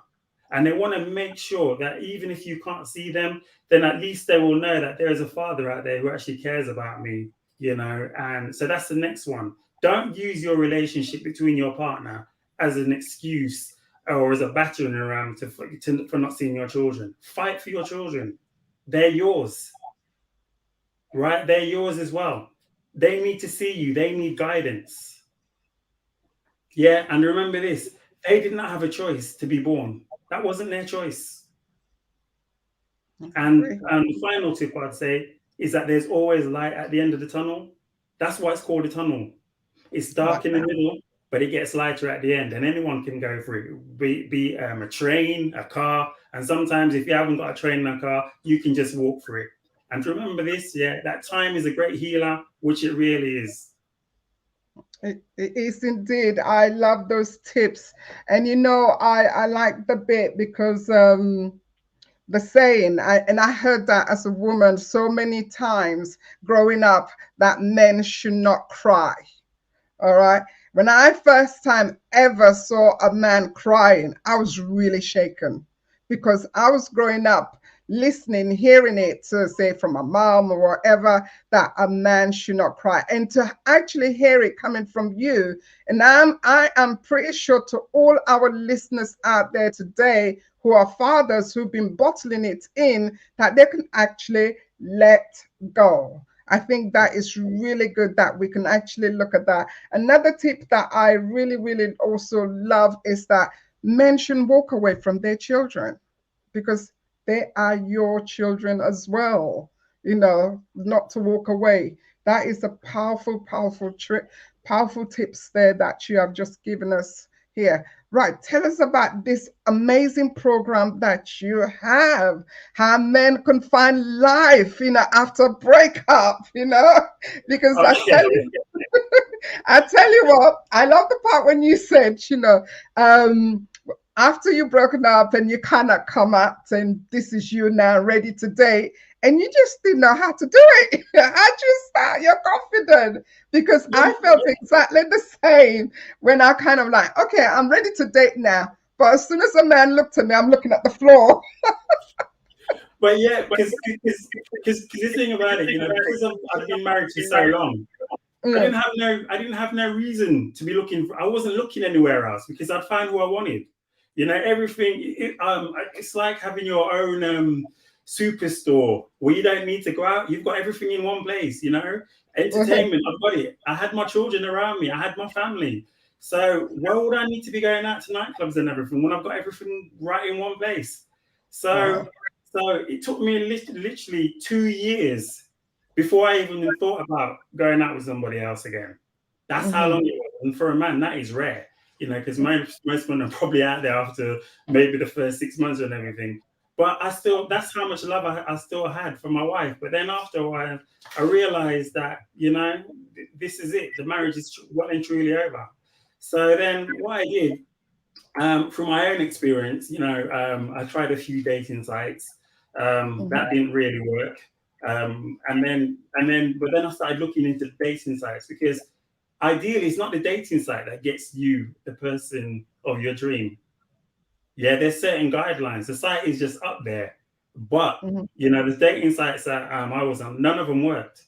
But then that's because I didn't know how to approach the sites, if that makes sense. First of all, who do you want? First of all, what is the problem? And I had to first of all decide, what kind of person did I want in my life? I certainly didn't want, another version of my ex-wife. I certainly didn't want that version. But then I had to go back to the drawing board, and I had to affirm who I was as well. It's 20 hours. you know. So then I had to confirm that, you know, what did I want? I mean, what was my goals in regards to finding the person? You know, then so I had to come up with a series of things like affirmations, you know, looking, basically writing things down, because you know when you write it down, then it becomes more realistic. I had to work on number one, building myself, basically building my self-esteem and my growth. Just there for a minute, Coach Simon. How now? I mean, the tips you've given us, such an amazing tips, awesome tips.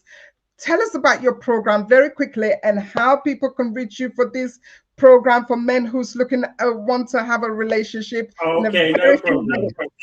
No problem. Okay, so basically, the program that I've created, I'm just going to give you. Okay. So 1 second, bear with me. Okay, so I created a program. It's a system which is called the 40 Plus Ideal Attraction Program. Okay, so that's what it's called. The 40 Plus Ideal Attraction Program, and it's based on seeing breakthrough results for my clients, like looking at things, you know, like we said, there's a step process that you have to go through. But in order to be successful, you have to follow the steps. So you can't start from step 7. You have to. So step 1, things would be things like affirmations and clarity. What exactly do you want? Step 2, we look at things like tenacity and self-esteem. Self-esteem is more important than self-confidence, and very often people get the two mixed up because self-esteem is within.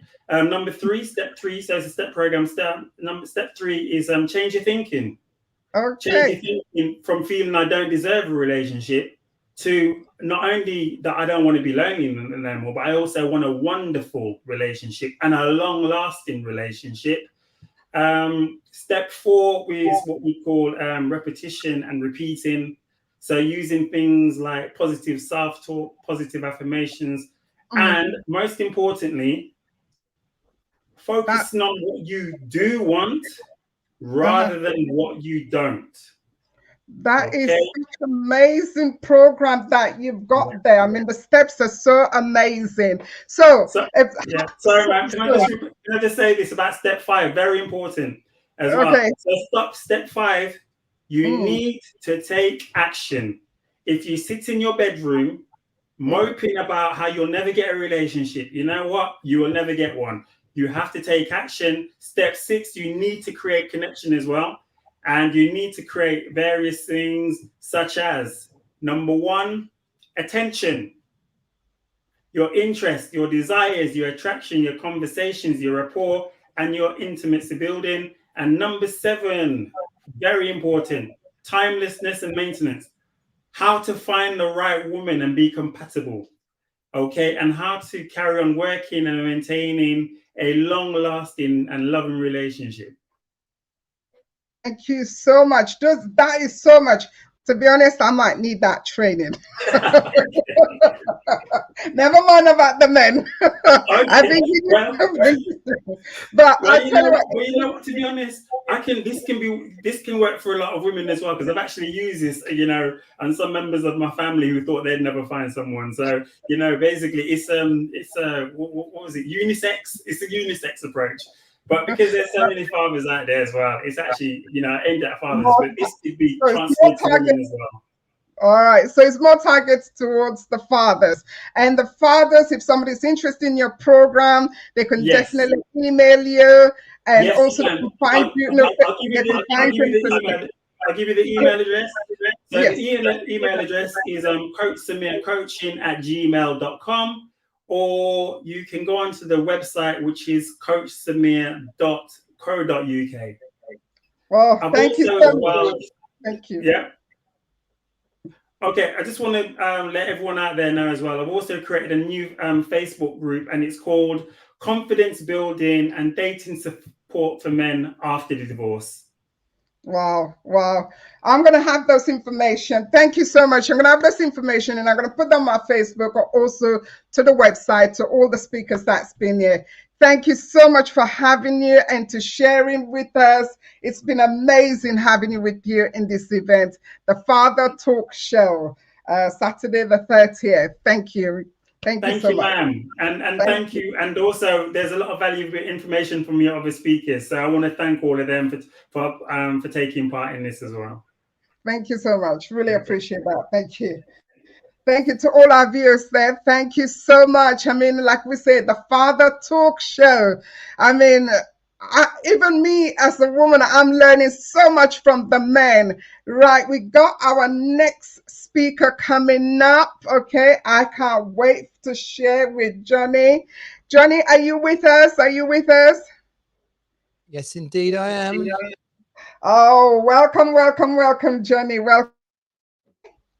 The floor is yours. Please introduce yourself. Tell our viewers out there, who is Johnny?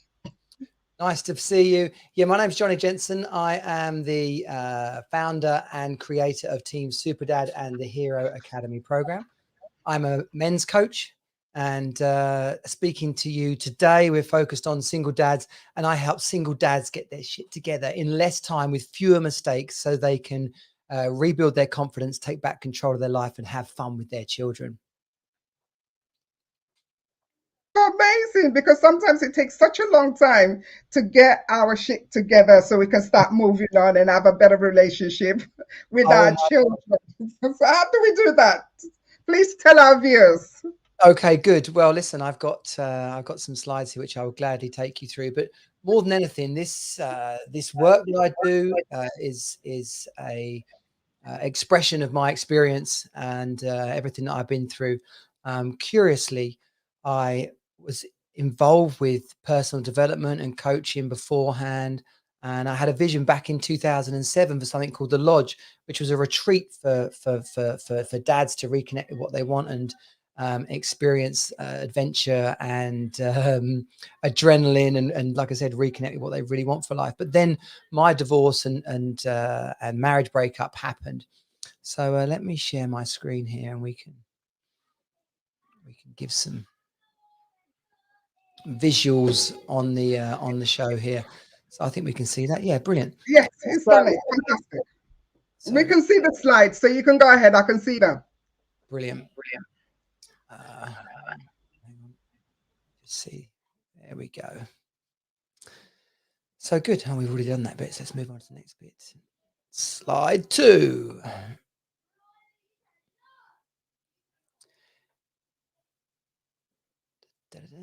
So yeah, you know, after the breakup, right? There's a lot that goes on, and unfortunately, it's rather paralyzing. But it really is time to kickstart your life. You know, your family, your mates, your colleagues—they all want to see you happy. You know, many single dads would have experienced this. You know, someone they love saying to them, "We just want to see you back on your feet. We just want to see you happy again." And personally, we know ourselves that we need to be back on form at home. We need to be back on form at work. And quite frankly, in those quiet moments to ourselves, we know that we want to feel like our old self, like get our mojo back, like when am I going to feel like myself again? When am I going to feel like myself? And what I want to say to dads is that now is your time. You know, whether it's just happened or whether it happened a long time ago, like now is the time. I love cartoons, right? Wile E. Coyote. Like he just has that moment of realization when he thinks he's going to catch the what the heck was that thing called? The what was it, like an ostrich or something, right? So then he straps on the Acme Turbo rocket and it all goes wrong, and it's just like, oh no! But he hits the deck and he gets back up. And like what I want to, you know, it's that relationships end for a reason. You know, whether you ended it yourself or she ended it, whether there was an affair, whether you just drifted apart, it happened for a reason. And I've really got to be in my bonnet about like the marriage vows, you know, and I realize that people of faith, you know, put a lot of importance on till death do us part for sickness and in health, you know, and as I stood there on my marriage day, yes, those things were really important to me. But I feel like there has to be a caveat that's added to that, which is unless it's bloody awful. And, you know, me, when our relationship ended, it really was rock bottom and it was brutal. but it was also the pathway back to the life I desired. And it was October the 7th, 2015 when we broke up, and it's not really a great story, you know. It was a row. It was a head butted a wall. I shouted at her. She shouted at me. I ran off. I shouted at her, you know, and then I ran off into the night, and that was that. And I could have ended it before, and I no doubt she could have ended it before. But for me, this has become my mission, you know, my mission in helping single dads inside of the Rebuild program kickstart their life. And not because I like talking about divorce. In fact, no, this isn't counseling. It's not about the legal process. It's about getting dads, getting men back on track so we can celebrate their new life. And as I said at the beginning, just like realizing that, like, when is it time? When is enough enough? And as I started to piece myself back together, you know, on top of all the coaching work I'd done already and my personal development journey, the books, the seminars, you know, I really started making sure that I was listening to a lot of positive content. And Reverend T.D. Jakes, or Bishop T.D. Jakes, I'm sure some of the viewers tonight will have heard of him. He's an amazing man, you know. He's flipping. He'll get you up off your seat for sure, whether you're a Christian or not. But he said in just one short sentence during one of his videos I was watching, he said, "Don't drown in shallow water." And it was like, wow. And he particularly went on to say, "Don't drown in shallow water while the other half flourishes." And like that happens to too many men. You know, we're upset, we're lonely, we don't think we're seeing our children enough. We're at the money, the rejection. You know, it hits men so hard. And I realized that I was taking too long to get over it. And divorce can be paralyzing, right? And I heard this saying once, right? Getting divorced is tough. Being divorced shouldn't be. Okay? It's done. Your whole life was not your relationship. And I made the mistake. I made it like everything was all on the relationship. I put all my heart and soul into her, into the kids, into like, if I've got to keep the marriage going, I've got to keep the marriage going. You know, many dads during that time said to me things like, "Hang in there, you know, focus on the long game. You know, it gets better." And this is talking about the being divorced part of it. I worked with Shelley Whitehead, an amazing relationship coach. And she said to me, "You know, it takes men generally about 5 years to get over a divorce." And I didn't listen, and I didn't really believe people. I was like, 5 years? I haven't got 5 years, you know. But more than anything, I kept thinking to myself, no one understands. No one understands. And that's a dangerous place for men to be. You know, we all know about the male suicide rate. And curiously, because I know there's women watching, right? The number of women who attempt suicide isn't that different to the number of men that attempt it. It's just that men are actually better at killing themselves, apparently, than women. But worse than that, this study by the University of California, the Riverside University of California, discovered that twice the number of divorced men commit suicide compared to that of married men. And as part of my mission in working with men is all about reducing suicide. I experienced suicide in my family when my brother took his life. And that came at the end of a lot of struggles in our relationship, and it took me down. I had nothing left to give. I'd put everything in to looking after my wife through her illness, everything into keeping the business going, everything into fixing the marriage. And then when something hit me, like ripped out my soul, even worse than any of that stuff, I had nothing left to give, and it took me down. And I'll tell you what, if you're ever searching Google for "am I burnt out?" you already know the answer. And that was me. So 2 years later, and it's September 2017, I'm climbing Grosslochner, Austria's highest mountain. And it's not too tough, but it is dangerous in places. And there's deep crevasses that I don't want to fall into. Suddenly, out of nowhere, the storm, quite unexpectedly, the sunshine is replaced by a blizzard.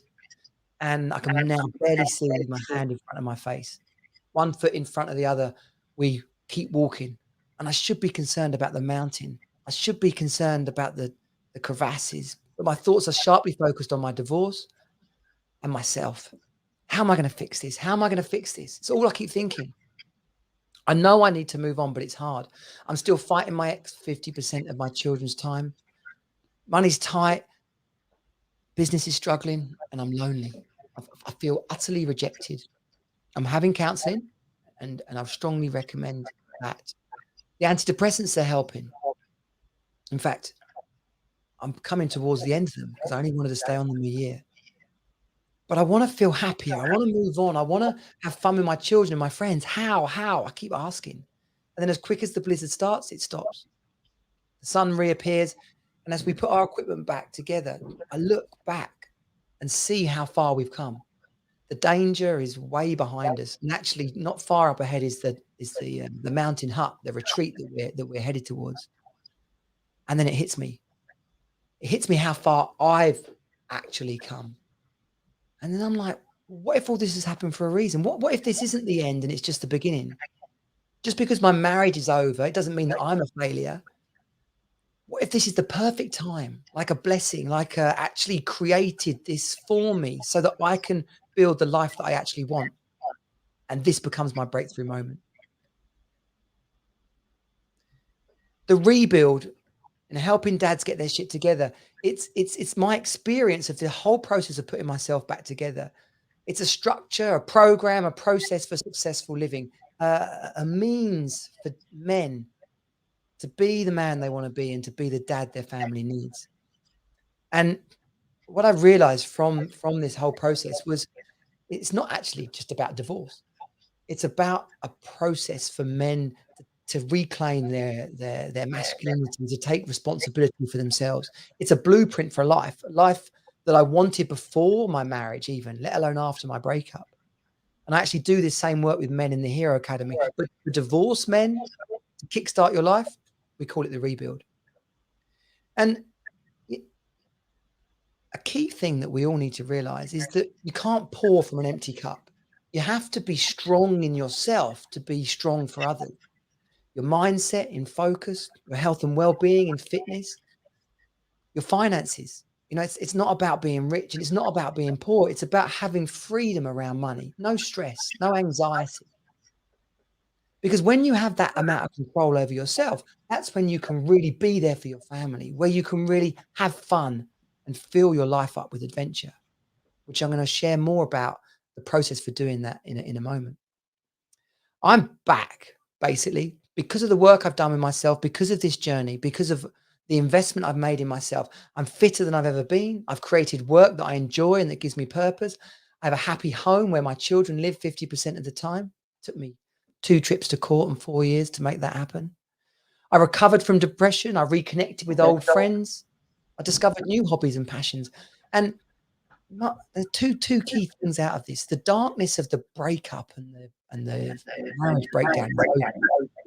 The fight for our children's time is over. My ex-wife and I actually get along now. We co-parent effectively, and best of all, I've met a wonderful woman, and I've learned from this whole process. I'm creating the relationship that I always knew was possible. I'm back, baby. And I've put all that experience into the rebuild. It is the ultimate program for single dads who are ready to kickstart their new life. Now, core to the rebuild is my process called the Power Code. And it is about putting yourself first so that you can be your best for others. And not putting yourself first in an old-fashioned way, in a selfish kind of way. You know, dad's coming home, where's my dinner, give me sex, you know, put the TV on for me. Like, we're saying it's not the 1960s, right? But this is about too much time being given by men to do all the other things in life. And then they realize that they're burnt out and they got no time for themselves. Like I said, when my brother took his life, I realized I had no capacity to get back off the floor. As you can see from the graphic, the Power Code is these 5 key elements, right? And I want you to tune into the last part of this time I've got with you, because this isn't a pitch here, right? Yeah, we can talk about working and being part of the rebuild, but this is the blueprint. This is the blueprint for dads. It's particularly the blueprints for single dads rebuilding their life. You've got to have purpose. You've got to wake up in the morning clear about why you're here and what you're up to. You know, you're reconnecting with your vision, your values, what you actually want out of life. Too often you say to men, coaching men, I work with men, I ask them, well, what do you want? And the first thing they do is tell me a whole bunch of things they don't want. And that's because we're so focused on what we're not enjoying that we think about that all the time. And you will have heard this many times said by Zig Ziglar, I believe, by it was the other guy. They both say it, but in a different way. It's going to come back to me in a minute. But you know, we become what we think about most. Okay. So you've got to have a purpose that lights you up. You've got to have a vision for your life that you're excited by, because that helps you weather the day-to-day storms of life. And then onto ownership, or as I like to call it, own your shit. Taking responsibility for yourself so that you can actually be in control. I've said there, feel in control. Well, not just feel in control, but you can be in control of everything that's going on for you. It's not about it's raining and that's a problem. You know, some people dance in the rain, some people hide from the rain. It's about being the best version of yourself in any given moment. And that takes ownership. And we're going to talk more about ownership in a second. Work. Work is about the day-to-day actions that you take. Darren Hardy speaks wonderfully about compound leverage, and I strongly recommend anyone gets that book. But it's the power of small, consistent actions. How do you eat an elephant? Bite by bite. Okay. And action creates abundance. It also builds up your sense of well-being and success. Engaging with your family, your friends, giving your time and attention to the people that you love. And then reward. Living with fun and adventure, which I'll also share more about. So, ownership. I can see we've got 4 minutes left, so I'll speed up a little bit. True power and freedom comes from being yourself in every moment. Okay? It's the real deal management, the management of your life. Taking responsibility for everything in your life means that you can't blame other people. And if you're not blaming other people, you're not going to build up resentment or get angry at other people. If you've had a marriage breakup, I'm sure you'll be familiar with blame and resentment and anger. And that has to go. Part of you getting complete and managing your relationship with your ex is about letting all that go, taking 100% responsibility for everything that happened and everything that is happening now in the moment and the future. To do that, you've got to master your mindset and your performance. Negative thoughts will just pop up in your head. You know that voice? The voice that questions everything you do? The voice that stopped you asking out the woman you fancied way back when? The voice that stops you starting the business? That's your mindset. And you've got to take control of that. And you do that by feeding it positive thoughts. Your performance, sleep, diet, and fitness, you've got to take control of. And being more you, being clear about the things that you love about yourself, that we go back to purpose and your vision and values. Who actually are you, and are you living it? Because if you're not, you're going to be suffering every day, and that will grind you down. Habits, becoming aware of your good and bad habits and actually saying enough to the bad ones and feeding into the good ones, because that, particularly as men hit their 40s, that is what is going to keep you going and have you build the latter stages of your life. Cleaning up your past is something I call the weasel list, and it comes from some work I did at Landmark back in the day. And becoming aware of all the places in life that you don't have freedom because you cheated on someone, because you stole something, because you left a situation in a mess. It's about going back and cleaning that up so you have freedom. And finally, continuous learning and sharpening the sword so that you can always be your best. And the reward. Jump into the 5th section of the power code. My dad, a maverick man, he says, the thing is, son, I'm not sure you're having enough fun. And my dad is a living, breathing at 78 example of someone who has, despite the good times or the bad times, always managed to have more fun than the average person. And as we're talking here about dads, it's appropriate to realize what lessons have we learned from our dads. So in reward, it's about happy for life. Okay, living a life by design. And to just summarize this slide quickly, human beings are programmed, literally programmed to laugh and have fun. Serotonin, dopamine, endorphins, these are feel-good chemicals that when we're laughing, playing, having adventure, having sex, we get these feel-good chemicals. So guess what? If you're having a crap life, or if you're sat on your ass feeling sorry for yourself, you're not going to be feeling any of those chemicals. You're not going to be creating any of that for yourself. And it is a downward slide. Your friends you need to reconnect with, your hobbies and passions you need to start doing again, a bucket list and planning for fun. How much are you actually committed to having fun in your life? Inside of the reward area, we put that all together. And so always believe something wonderful is about to happen. I'll save this story for another day in order not to run over. But so often in this life that I've created for myself, I saw past the upset and became clearer and clearer about the future that I wanted for myself and my life and my children. And now I'm actually creating it. Okay, so I'm really, really proud of this opportunity to be part of this tonight. Thrilled to be sharing the stage with so many great other speakers. The Rebuild is a program for single dads. Yes, there is a program for dads as well who haven't been through the pain of divorce or separation. But I made too many mistakes, and I don't want that for other men. I met too many broken dads, and I don't want that to happen anymore.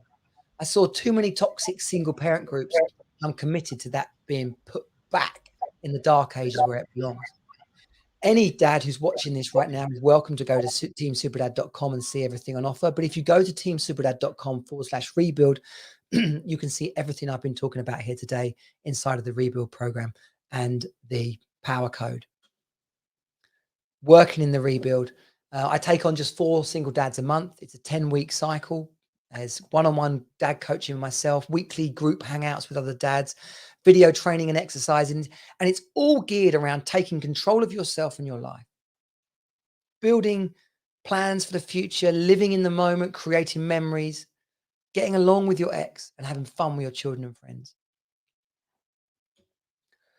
And so everything that's come out of my, let me stop sharing the screen. Oh, thank you for doing that, Margaret. Everything that's come out of my experience, we can do that, has gone into this. It's been a journey. And more than anything, it's actually allowed me to become a better version of myself than I was when I was married. And whether you believe in God or not, life should be a continuous experience. It should be about not I'm a failure or it went wrong. It should be about, wow, wasn't that interesting? Wasn't that a cock up? and then you build on it and you keep going. You know, just finally, I'll say, Winston Churchill was credited for a quote, which apparently he didn't actually say, but when the going gets tough, keep bloody going. I love that saying. I love that saying. You know, this has been amazing presentation. And, you know, sometimes you put something in, you're thinking, am I in the right place? Am I doing the right thing? And listening to those amazing speakers that's come to speak and the men that came to pour their heart out, I'm like, thank God that I did take the bold step and actually put this talk show for the fathers, because what you've shared is so valuable, because many men feels that way, because like I say, I've been working with single fathers for the last 10 years, and some of them are really struggling to kind of pick themselves up and rebuild their lives. And what I love for all the speakers, the men speakers, it's about, although this has happened, take ownership. Take ownership and say, okay, this is happening, but right now I need to keep going on. I need to learn about myself. And that's what I kept getting again and again from every one of you, the single father that's been speaking on this platform. It's about loving yourself. It's about not being too hard on yourself. It's about, okay, I've messed up. Guess what? This is the learning curve. I need to stand up. That is a powerful message. And also what I like is you cannot give love from an empty cup. You cannot pour anything out from an empty cup. Your cup has to be full for you to give, even just to give to yourself, much as giving to anybody else, and also to give to your children. So that is absolutely amazing. I know you told us where they can reach you. Have you got a program coming up before December? What's Yeah, happening? totally.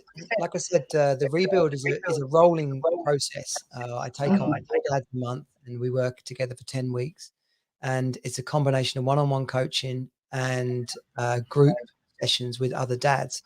So it really is about a social group, a personal development journey, and everything I just shared in that 20 minutes is the experience. It's a shortcut to the success and the freedom that we know that we deserve. Too many men, just like TD Jake said, don't drown in a cup of water. I love that. Which was actually when I heard him say it, that's what he actually said. But when I've gone back and looked for it, all I can find is him saying, "Don't drown in shallow water." But in the thing that I heard, "Don't drown in a cup of water," and that's the reality for men. And you need to fish slap and say, "Wait, wake up! We're not doing that. We're not doing that." Like, even if you did the cheating or you messed up, like, okay, that's fine. You messed up.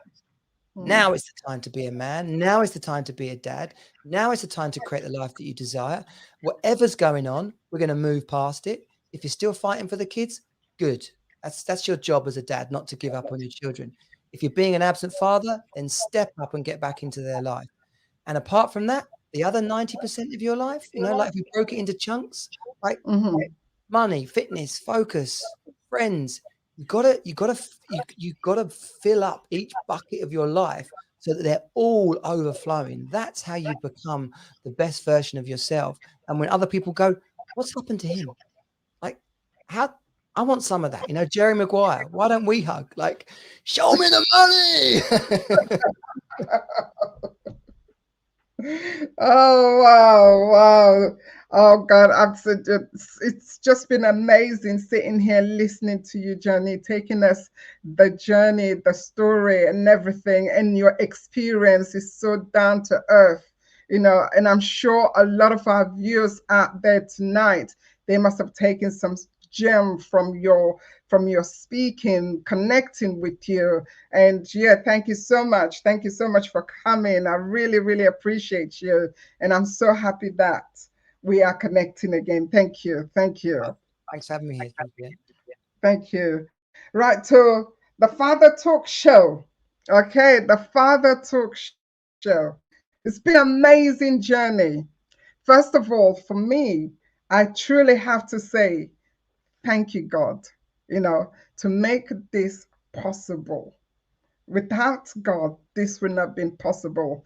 Without God, I would not be able to have the speakers that I have, the amazing speakers that I have. And I thank you for all those who are helping at the back to make this to become a reality as well. We've had some amazing speakers today. So what I want to do, coming up towards the end of the program, our first Father Talk Show. And I look forward to having some amazing speakers, here, single fathers, divorced fathers, what you're going through, to come and share your story. This platform, I created it so fathers like Johnny, Danny, Coach Simmons, they can come and share their story to encourage as many men out there who are struggling, who are just gone through a divorce, and they're not seeing their children, or they become single parent because the partners walked away. So I want you to feel out there, you're not the only one out there going through this journey. As the men has come out here today to share their journey, I hope you have picked up some amazing treasure nuggets that you can use for your life as well. And yes, it is okay, man. You can cry out there. If you feel like crying, cry. But I want to also say to you, as we're coming towards the end of the program, I want to encourage you. If you need help, please reach out to the speakers who have just spoken today. Reach out to them. They're an amazing, men, amazing single fathers who've gone through the journey. So they'll be able to coach you, they'll be able to direct you. So please reach out to them. Sorry about that. Reach out to them to get that help. Don't sit in that dark room crying, worrying. Reach out to somebody out there, your neighbor, your best friend, you know? Okay. All right. Your best friend. So I hope you have taken some most amazing golden nuggets from this journey, the Father Show, the Father Talk Show. And some of you men out there, please, who decided they don't want to see their children, reach out. Like Johnny say, just go out there and reach out for your children. Thank you so much. It's been a pleasure, a privilege to host the Father Talk Show. And I look forward to seeing you again very soon to the next event coming up. Thank you. Bye-bye. Bye-bye.